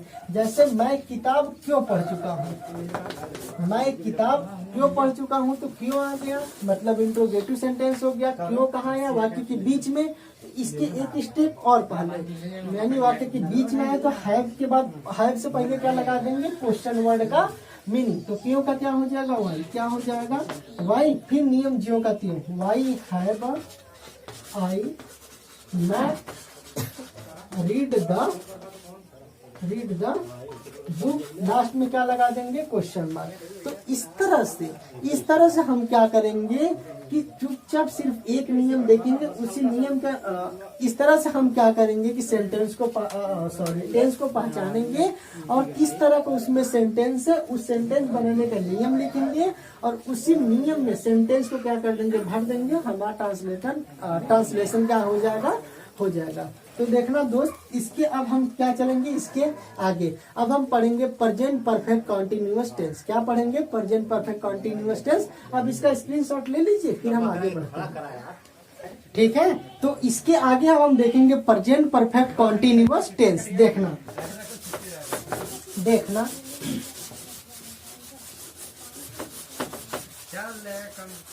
अब हम देखेंगे प्रेजेंट परफेक्ट कॉन्टिन्यूअस टेंस। देखो बार बार कह रहा हूँ कि कोई भी टेंस बनाते समय पहले उसकी पहचान देख लेंगे, सहायक क्रिया देख लेंगे, मुख्य क्रिया देख लेंगे और उसके बाद पहचान लेंगे कि सिंपल, निगेटिव और इंट्रोगेटिव में किस तरह का सेंटेंस है। उस टेंस में उस सेंटेंस का नियम लगाकर ट्रांसलेट कर देंगे। बस इतना ही है ट्रांसलेशन, ठीक है, ज्यादा कठिन नहीं है। जो हम एक अफवाह या हवा उड़ा देते हैं ना कि अंग्रेजी आ गया तो पूछो ही मत क्या चीज है, तो ऐसा कुछ नहीं है, ठीक है। देखना हम क्या करेंगे, अब प्रेजेंट परफेक्ट कॉन्टिन्यूअस टेंस पढ़ेंगे। इसमें थोड़ा सा ना चीजें टाइम का है, आप थोड़ा सा इसे अच्छी तरह समझना। प्रेजेंट परफेक्ट कॉन्टिन्यूअस टेंस क्या पढ़ेंगे हम, प्रेजेंट परफेक्ट कॉन्टिन्यूअस टेंस। अब पढ़ेंगे हम प्रेजेंट परफेक्ट कॉन्टिन्यूअस टेंस। तो अन्य टेंसों की तरह इसमें भी देखेंगे, क्या देखेंगे, पहचान देखेंगे। तो देखेंगे पहचान, इस टेंस की क्या देख लेंगे हम, पहचान। तो पहचान क्या है, जिस वाक्य के अंत में क्या आता है, रहा है, रही है, रहे हैं, साथ में समय भी दिया रहता है, वाक्य के अंत में क्या आता है, वाक्य के अंत में रहा है, रही है, रहे हैं, साथ में समय भी दिया होता है, साथ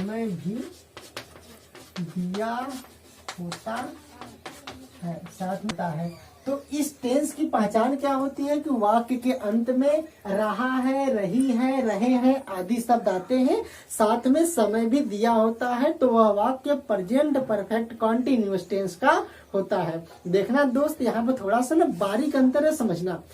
यहाँ थोड़ा सा देखना दोस्त, जो प्रेजेंट कॉन्टिन्यूअस होता है ना, उसका भी पहचान रहा है, रही है, रहे हैं, और इसका भी पहचान रहा है, रही है, रहे हैं। अंतर क्या है कि उसमें सिर्फ और सिर्फ वाक्य के अंत में रहा है, रही है और रहे हैं आता है, लेकिन इस टेंस में प्रेजेंट परफेक्ट कॉन्टिन्यूअस टेंस में वाक्य के अंत में रहा है, रही है, रहे हैं आएगा, साथ में समय भी दिया होता है। क्या होता है, साथ में कार्य के जारी रहने का समय भी दिया रहता है, तो वह वाक्य हो जाता है प्रेजेंट परफेक्ट कॉन्टिन्यूअस टेंस का।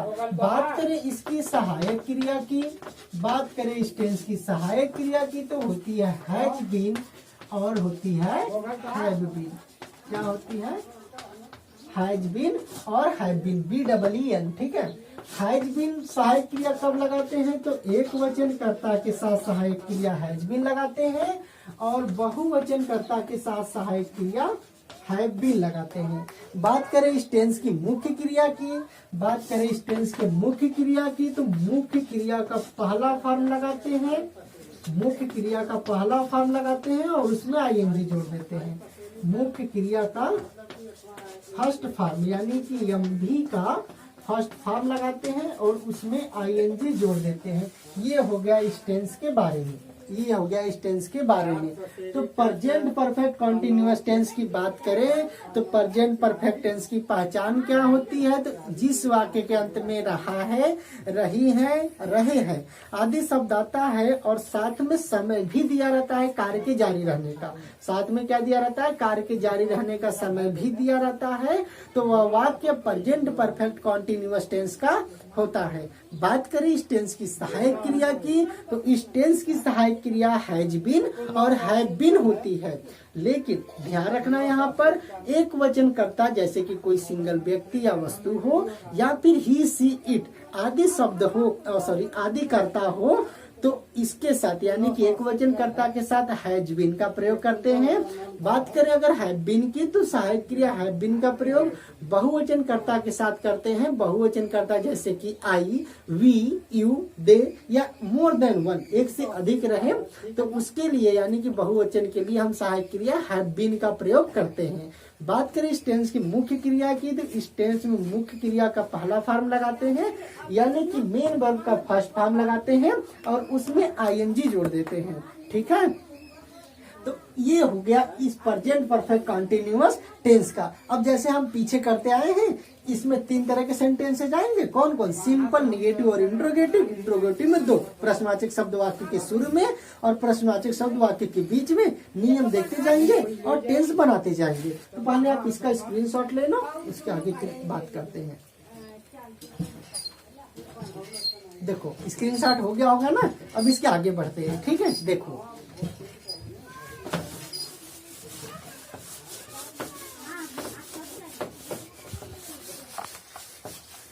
देखना, इसके अगर प्रेजेंट परफेक्ट कंटिन्यूअस का अगर सिंपल सेंटेंस बनाने का हम नियम देखें, सिंपल सेंटेंस बनाने का नियम हम देखें तो होता है सब्जेक्ट। क्या होता है? सब्जेक्ट प्लस सब्जेक्ट के बाद किसकी बारी आती है? हेल्पिंग वर्ब की। क्रम किसी भी टेंस में वही रहता है, बदलता नहीं है, बस थोड़ा सा बदलता है। जैसे हेल्पिंग वर्ब हर टेंस का अलग अलग होता है तो हेल्पिंग वर्ब यहाँ पर चेंज हो जाएगा, लेकिन क्रम नहीं बदलेगा। सब्जेक्ट के बाद हेल्पिंग वर्ब भी आएगा, उसके बाद अगर नहीं शब्द है तो नॉट आएगा, नहीं तो मेन वर्ब आएगा, फिर ऑब्जेक्ट आएगा, फिर अदर आएगा। ठीक है, तो क्रम यही रहेगा दोस्त। देखना, सब्जेक्ट हेल्पिंग वर्ब में क्या आ जाएगा? इस टेंस की होती है सहायक क्रिया हैज या हैव प्लस क्या हो जाता है? बीन। क्या हो जाता है? बीन। फिर होता है मेन वर्ब का फर्स्ट फॉर्म, इसमें हम जोड़ देते हैं आईएनजी।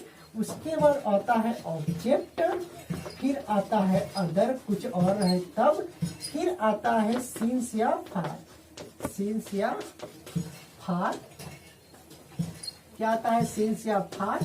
फिर आता है टाइम प्लस ये होता है टाइम। लास्ट में ये टाइम लिखा है। ठीक है, लास्ट में ये टाइम लिखा है TIME, लास्ट में फुल स्टॉप लगा दीजिएगा। तो नियम क्या हो गया? सब्जेक्ट हेल्पिंग वर्ब में आएगा हैज या बी, हैज या have plus been. Main verb के फर्स्ट फॉर्म में जोड़ देंगे आईएनजी, फिर आ जाएगा ऑब्जेक्ट, फिर आ जाएगा अदर, उसके बाद सिंस या फार में से कोई लगा देंगे, सिंस या फार प्लस टाइम।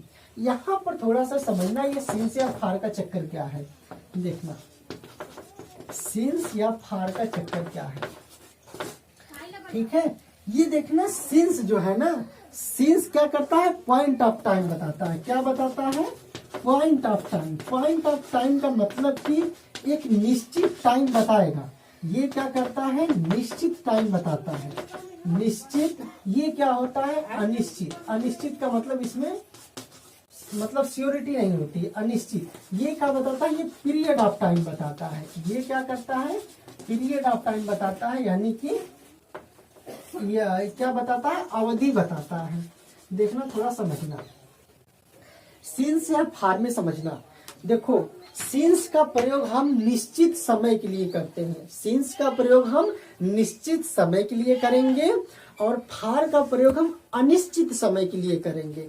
जैसे देखना, ये क्या करता है? फार क्या करता है ना, फार पीरियड ऑफ टाइम यानी अवधि बताता है। अवधि, अवधि अगर हम समय की अवधि की बात करें तो अवधि तो 1 सेकेंड भी होता है, 1 मिनट भी होता है, 1 घंटे का लीजिए, 1 दिन का लीजिए, या फिर 1 साल, या फिर 1 दशक, 1 शताब्दी। अवधि का मतलब क्या है कि एक टाइम मतलब अवधि का मतलब क्या है कि वो टाइम की मात्रा बताएगा, जैसे 1 सेकेंड, 1 घंटा, 2 घंटे, 1 दिन। तो इसमें निश्चित नहीं हो पाता है कि आखिर 1 मिनट कह रहा है तो कब का 1 मिनट कह रहा है, और अगर 1 घंटा कह रहा है तो कब का 1 घंटा कह रहा है, या फिर 1 दिन कह रहा है तो किस दिन की बात कर रहा है। मतलब इसमें निश्चित टाइम का पता नहीं चलता है, ये पीरियड ऑफ टाइम बताता है। बात करें अगर सिंस की तो ये पॉइंट ऑफ टाइम बताता है, मतलब एक निश्चित टाइम बताता है। जैसे मैं कह दूं कि 10 बजे से, तो आप जान गए कि 10 बजे से, तो एक कम से कम टाइम निश्चित हो गया ना कि 10 बजे से ही कार्य हो रहा है। मैं कह दूं सोमवार से, तो क्या हो गया, एक दिन पता हो गया कि सोमवार से ही काम हो रहा है। मैं कह दूं 1 साल से, तो अगर मैं कह दूं 1 साल से, अब आप समझिए कि 1 साल का मतलब कौन सा साल, हमें साल तो पता नहीं है कौन किस वर्ष की हम बात कर रहे हैं, तो ये क्या हो गया अनिश्चित। लेकिन अगर मैं कह दूं 1990 से, सन 2010 से, तो ये क्या होगा, ये निश्चित हो गया, क्योंकि भाई बात तो हम कर रहे हैं ना कि 2010 से, क्या कर रहे हैं हम 2010 से, यानी कम से कम ये तो हम टाइम बता दिए कि 2010 से, तो एक टाइम फिक्स हो गया ना, पॉइंट हो गया। ये पॉइंट ऑफ टाइम का मतलब पॉइंट कर दिया कि 2010 से हम बात कर रहे हैं, तो ये क्या हो गया, निश्चित समय हो गया। तो बस आप मोटी मोटा इतना याद रखिए कि फार का प्रयोग हम अनिश्चित समय के लिए करेंगे और सिंस का प्रयोग हम निश्चित समय के लिए करेंगे। अच्छा, यहाँ पे थोड़ा सा डाउट होता है, कंफ्यूजन होता है, देख लेना। अगर बचपन से लिखा है, बचपन से लिखा है तो ये निश्चित समय है, बचपन के लिए हम सिंस का प्रयोग करते हैं। ये बहुत बच्चे गलती करते हैं, क्या करते हैं, बचपन निश्चित समय है, बचपन क्या है, निश्चित समय है, बचपन के लिए क्या करेंगे, सिंस का प्रयोग करेंगे, और बचपन का मीनिंग हो जाएगा चाइल्डहुड। बचपन का मीनिंग क्या हो जाएगा, चाइल्डहुड। देखना, चाइल्डहुड। थोड़ा सा हम इसमें नोट करवा देते हैं, आप नोट करके लिख लीजिए कि सिंस में कैसा समय आएगा और फार में कैसा समय आएगा, ठीक है, लिख लो, देखना, समझ लेना। यहाँ पर देखो, एक सेकेंड,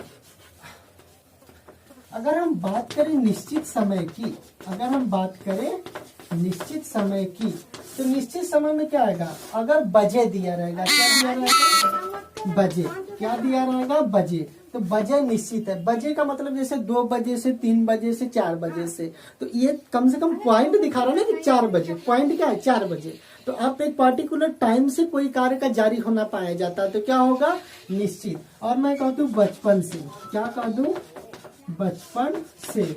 और मैं क्या कह दूं, किसी महीने का नाम दिया हो, महीने का, दिन का, वर्ष का, सन, महीने का, दिन का नाम दिया हो, वर्ष का सन दिया हो, क्या हो, वर्ष का सन, जैसे 2000 से 2003 से ऐसे दिया हो, और क्या दिया हो, हाँ लगभग ये, ठीक है। और हाँ, कल, कल देखो, कल में थोड़ा सा समझना, कल का मतलब क्या है, कल का मतलब यस्टरडे, या तो बीता हुआ या तो आने वाला।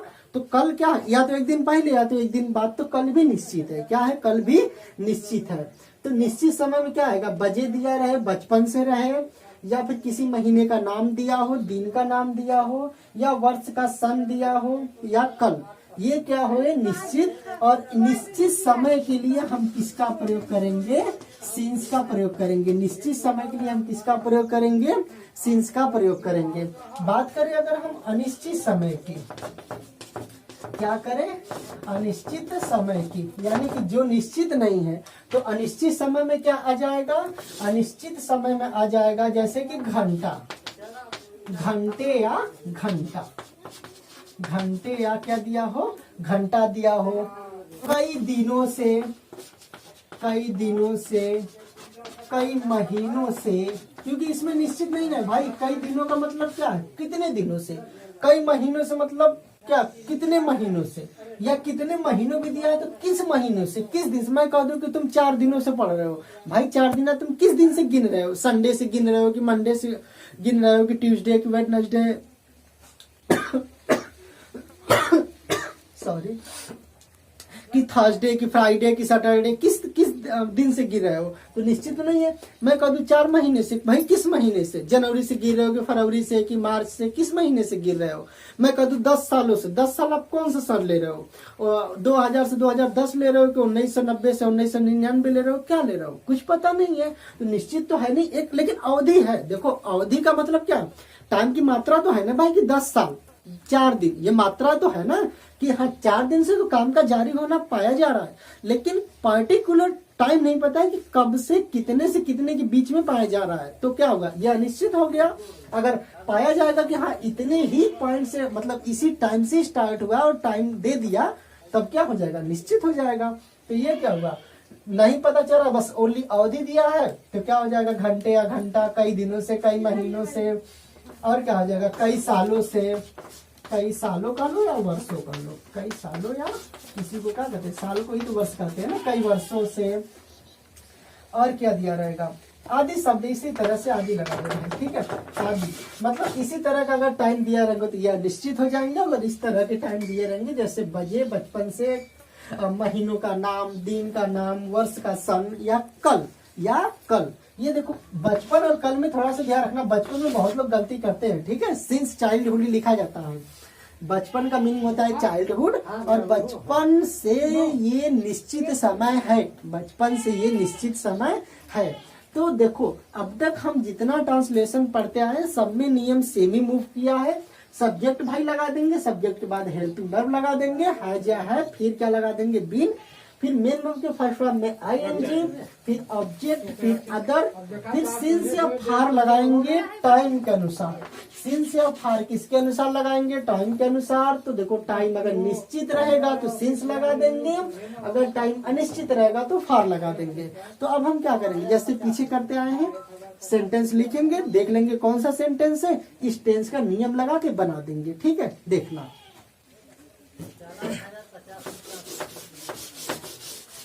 अरे यार इसका थोड़ा सा ना पीछे वीडियो रोक के स्क्रीनशॉट ले लेना, ठीक है, मिटा दिया मैंने।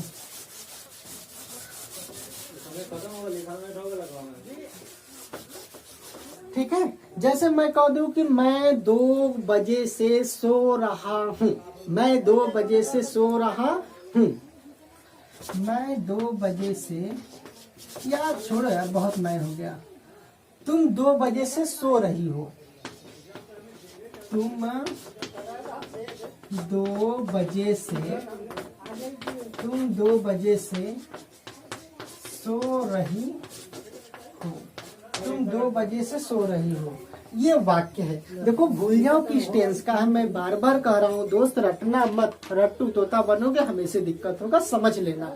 एक बार समझोगे तो हमेशा याद रहेगा, ठीक है। अगर भूल भी गए तो अगर कॉन्सेप्ट क्लियर है और समझे हो तो जैसे ही एक बार देखोगे पूरा दिमाग में वो क्या हो जाएगा, जो मतलब आ जाएगा, मतलब कहने का मतलब कि याद हो जाएगा, और क्या ही होगा।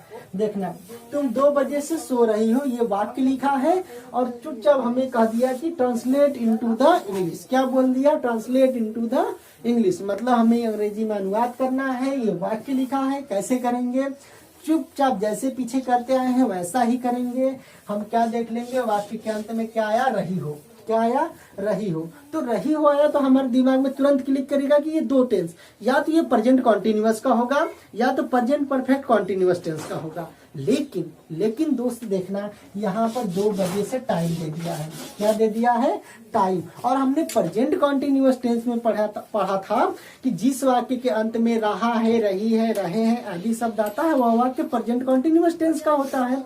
तो भाई यहाँ पर तो हो गया, लेकिन इसमें टाइम भी दिया है और प्रेजेंट कॉन्टिन्यूअस में टाइम का कोई जिक्र नहीं हुआ था, टाइम का कोई जिक्र नहीं हुआ था। लेकिन प्रेजेंट परफेक्ट कॉन्टिन्यूअस टेंस में बताया गया था कि जिस वाक्य के अंत में रहा है, रही हो, रहे हैं, रही हो आदि शब्द आए और उसके साथ में टाइम का भी यानी कार्य के जारी रहने का समय भी दिया होता है, तो वह वाक्य प्रेजेंट परफेक्ट कॉन्टिन्यूअस टेंस का होता है। तो देखो यहाँ पर रही हो आया तो रही हो, और साथ में क्या आ गया, साथ में क्या आ गया, टाइम दे दिया। तो इसका मतलब कि भैया ये पूरी तरह से किसका पहचान है, प्रेजेंट परफेक्ट कॉन्टिन्यूअस टेंस का। हमने टेंस पहचान लिया, पीछे की तरह पूरा चीज कर रहे हैं, हमने टेंस पहचान लिया है। अब क्या करेंगे, किस तरह का सेंटेंस है, तो देखिए इसमें कहीं भी नहीं शब्द नहीं आया है, न ही कहीं प्रश्न पूछा गया है। इसका मतलब कि ये इंट्रोगेटिव भी नहीं है, निगेटिव भी नहीं है, कौन सा है, सिंपल है। तो हम इस टेंस के सिंपल सेंटेंस बनाने का नियम देख लेंगे। नियम कहता है कि पहले सब्जेक्ट लगाएंगे, सब्जेक्ट के बाद हेल्पिंग वर्ब लगाएंगे। इसकी हेल्पिंग वर्ब होती है या है, ठीक है। हैज या हैव, फिर क्या लगा देंगे बीन, फिर मेन वर्ब के फर्स्ट फॉर्म में आईएनजी, फिर ऑब्जेक्ट, फिर अदर, फिर सिंस या फॉर। ये सिंस या फॉर टाइम के अनुसार लगेगा। अगर टाइम निश्चित है तो सिंस लगेगा, अनिश्चित है तो फॉर। निश्चित या अनिश्चित का कैसे पता करेंगे, अभी थोड़ी देर पहले हमने बताया था, उसका आप वीडियो ना पीछे करके स्क्रीनशॉट ले लेना, याद कर लेना, ठीक है। देखना अब क्या करेंगे, नियम के अनुसार हम सब्जेक्ट लगाएंगे। सब्जेक्ट खोजने के लिए कौन का प्रयोग, कौन 2 बजे से सो रही है, तुम का मीनिंग क्या हो जाएगा, वो यू, क्या हो जाएगा यू। सब्जेक्ट के बाद क्या लगाएंगे, क्या लगाएंगे, हेल्पिंग वर्ब। हेल्पिंग वर्ब में क्या है, हैज या हैव, तो बहुवचन के साथ किसका प्रयोग करेंगे, हैव का। यू क्या है, बहुवचन है, तो क्या लगा देंगे, हैव, तो क्या हो जाएगा यू हैव। उसके बाद क्या है, बीन, क्या है, बीन, तो यू हैव बीन। उसके बाद क्या नियम कहता है, मेन वर्ब के फर्स्ट फॉर्म में आईएनजी। मेन वर्ब खोजने के लिए यानी मुख्य क्रिया खोजने के लिए मैंने वीडियो के पहले पार्ट में ही बताया था किसका प्रयोग करेंगे, क्या का। तुम क्या कर रही हो, सो रही हो। तुम 2 बजे से क्या कर रही हो, सो रही हो। तो सोना का मीनिंग होता है स्लीप, क्या होता है, स्लीप। अच्छा, मेन वर्ब के फर्स्ट फॉर्म में क्या जोड़ना है, आईएनजी, तो इसमें जोड़ देंगे आईएनजी, यानी कि हो जाएगा स्लीपिंग। अब देखना स्लीपिंग वो दिया है, कहाँ सो रही है, खेत में सो रही है कि बेड पर सो रही है कि जमीन पर सो रही है, ठीक है, कि बैठे बैठे ही सो रही है, ठीक है। देखना क्या कर देंगे, कहीं कुछ नहीं दिया है, मतलब ऑब्जेक्ट खत्म, अदर खत्म। अब क्या है, 2 बजे से है, क्या है, 2 बजे से है।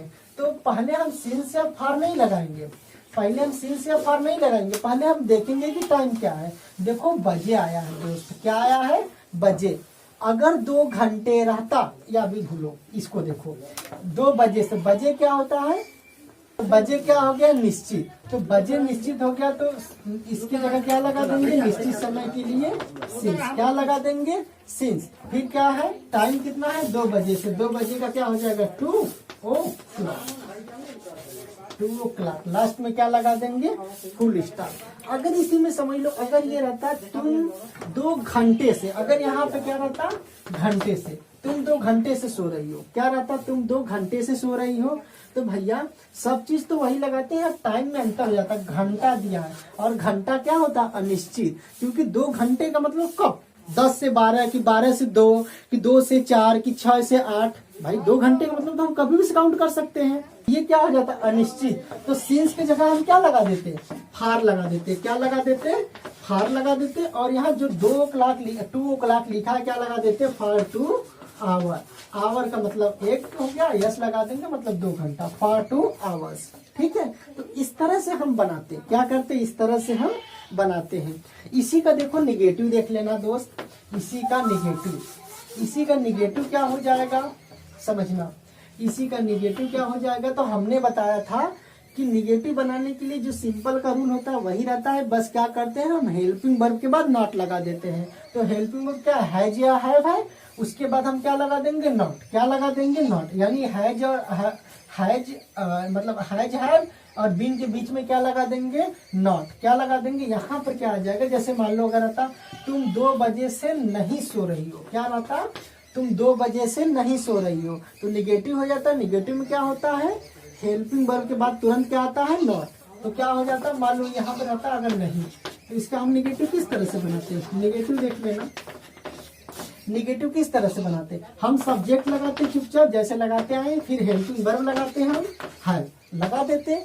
उसके बाद हैव के तुरंत बाद हम क्या लगाते हैं, नॉट, क्या लगाते हैं, नॉट, क्योंकि निगेटिव में क्या आता है, तुम 2 बजे से नहीं सो रही हो। तो निगेटिव किस तरह से बनाएंगे हम, यू हैव सहायक क्रिया तुरंत बाद क्या लगा देंगे, नॉट, उसके बाद बीन लगाएंगे, क्या लगाएंगे, बीन। फिर आता मेन वर्ब का फर्स्ट फॉर्म में आईएनजी, यानी ये स्लीपिंग हो जाता, क्या हो जाता, स्लीपिंग, स्लीपिंग, क्या हो जाता, स्लीपिंग। फिर हो जाता सिंस 2 o'clock, एकदम आईजीटी चलता सिंपल की तरह। बस होता क्या कि ये क्या होगा कि हेल्पिंग वर्ब के बाद तुरंत क्या आएगा, नॉट, निगेटिव बनाने के लिए।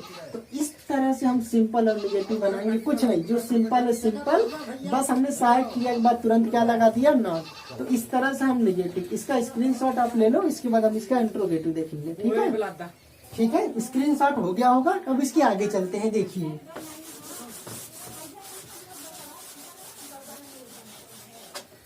इसके आगे चलते हैं। देखिए ये था वाक्य, ये था वाक्य, क्या था यहाँ, हैव और यहाँ था बीन। इसके बाद देखिएगा यहाँ क्या था, सिंस 2 o'clock ना, सिंस 2 o'clock। अब देखिए अगर इसी का हमें इंट्रोगेटिव बनाना हुआ, क्या बनाना हुआ, इंट्रोगेटिव। इंट्रोगेटिव अगर इसी का हमें बनाना हुआ तो किस तरह से बनाएंगे। अगर प्रश्नवाचक शब्द मान लीजिए वाक्य की कहाँ आ जाए, शुरू में, जैसे क्या तुम 2 बजे से सो रही हो, लास्ट में क्या हो जाएगा, क्वेश्चन मार्क। अगर इसी को बनाना हुआ, क्या तुम 2 बजे से सो रही हो, तो इंट्रोगेटिव में मैंने क्या कहा था कि अगर प्रश्नवाचक शब्द वाक्य के शुरू में आया हो तो चुपचाप जो सब्जेक्ट के बाद हेल्पिंग वर्ब लगाते हैं उस हेल्पिंग वर्ब को सब्जेक्ट से पहले कर देंगे। यानी कि क्या कर देंगे, ये जो हैव है ना, जो है भी कहाँ आ जाएगा, सब्जेक्ट से पहले। ये पहला इसलिए लिख रहे हैं मतलब प्रश्नवाचक शब्द वाक्य के शुरू में आया हो। देखना क्या हो जाएगा, ये जो हैव है सब्जेक्ट से पहले आ जाएगा तो क्या हो जाएगा, हैव, उसके बाद क्या लगा देंगे हम, सब्जेक्ट, फिर जियोगत यो, अगर नहीं है तो नॉट लगेगा, नहीं तो क्या लगेगा, बीन, फिर क्या हो जाएगा, मेन वर्ब के फर्स्ट फॉर्म में आईएनजी यानी स्लीपिंग, फिर क्या हो जाएगा, सिंस या ऑब्जेक्ट अगर कुछ है नहीं तो सिंस या फॉर्म में से सिंस, फिर क्या हो जाएगा, 2 o'clock, लास्ट में क्वेश्चन मार्क।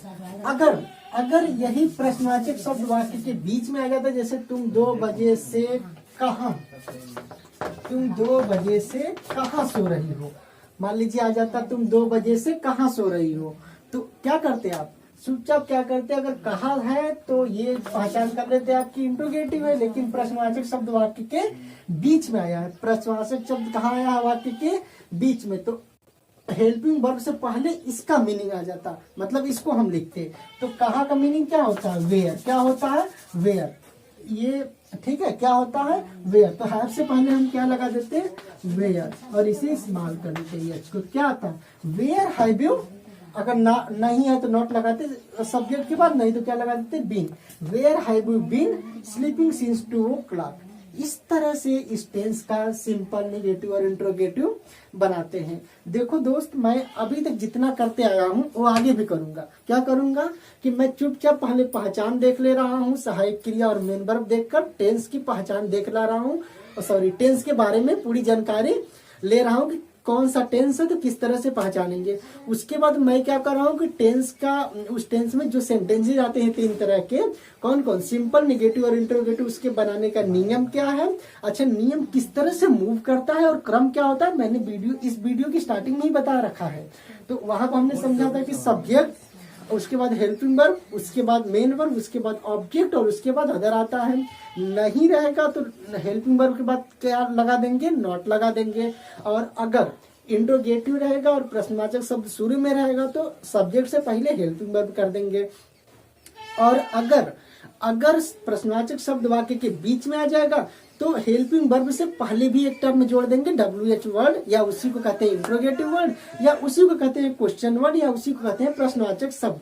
इस तरह से इंट्रोगेटिव सेंटेंस। तो हम क्या करेंगे कि टेंस पहचानने के बाद जिस मतलब जो सेंटेंस है, जैसे सिंपल है कि निगेटिव है कि इंट्रोगेटिव है, उस सेंटेंस का नियम लगा दे रहे हैं, बस बन जा रहा है। ट्रांसलेशन ऐसे ही है, सिर्फ टेंस पहचानना है, उसमें कौन सा सेंटेंस है, उस सेंटेंस का क्या नियम है, नियम लिख लेना है, उसके बाद उसी नियम में भर देना है, ट्रांसलेशन कंप्लीट हो जाता है। ठीक है, कुछ बातों का ध्यान रखना पड़ता है, तो मैंने बता ही रखा है किस तरह से क्या याद करना है, आप उस तरह से करिए। देखो दोस्त, कोई चीज कठिन नहीं है, बस हमें है कि प्रैक्टिस में लानी है। जब ये प्रैक्टिस में आप ला दोगे ना, तो जब ये प्रैक्टिस में हो जाएगा तो आपको ये आसान लगेगा। ठीक है, जैसे ही मतलब जब आसान लगने लगेगा तो फिर मजा आने लगेगा। कहते हैं ना कि जैसे जो चीज शुरू में आप पढ़िए तो कठिन लगता है तो नींद आने लगती है, किताब खोलिए तो क्या होता है, नींद आने लगती है।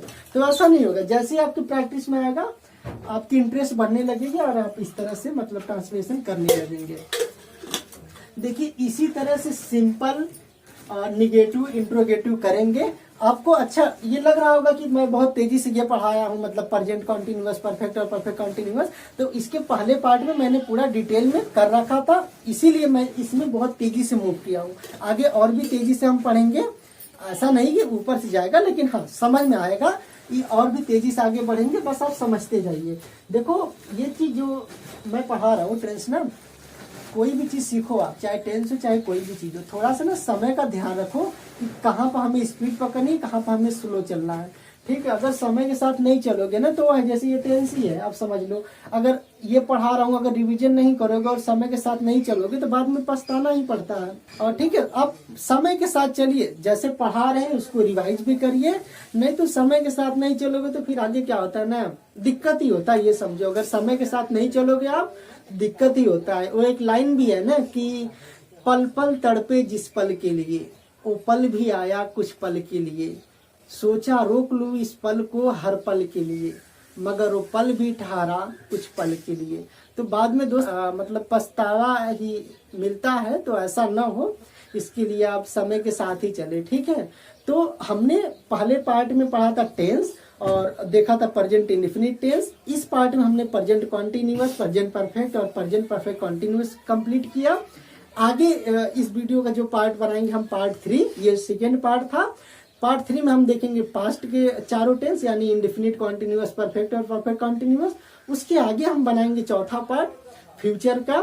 उसके आगे एक मिसलेनियस का डाल देंगे, मतलब पूरे टेंसेस का कंबाइंड सेंटेंस लिखा रहेगा। उसमें हम टेंस नहीं लिखेंगे, बस सेंटेंस लिखेंगे, आप बताना किस टेंस का है, मैं तुरंत बनाता रहूंगा उसे। तो इस तरह से हम क्या करेंगे, 4 या 5 पार्ट इसके आगे कितना 3 पार्ट और बनाएंगे। तो इस तरह से अगले पार्ट में हम पास्ट का चारों टेंस कंप्लीट करेंगे और उसके अगले पार्ट में फ्यूचर का। उसके बाद हम लोग मिसलेनियस देखेंगे, सेंटेंस हर टेंस का लिखा रहेगा और उसको हम लोग बनाएंगे। ठीक है, तो दोस्त ये वीडियो आपको कैसा लगा आप जरूर बताना, और अगर आप इसमें कोई त्रुटि हुई हो या कोई आपका सुझाव हो तो हमें जरूर बताइएगा। ठीक है, तब तक आप अपना ख्याल रखिए और स्वस्थ रहिए। मिलते हैं अगले वीडियो में। ठीक है, थैंक यू।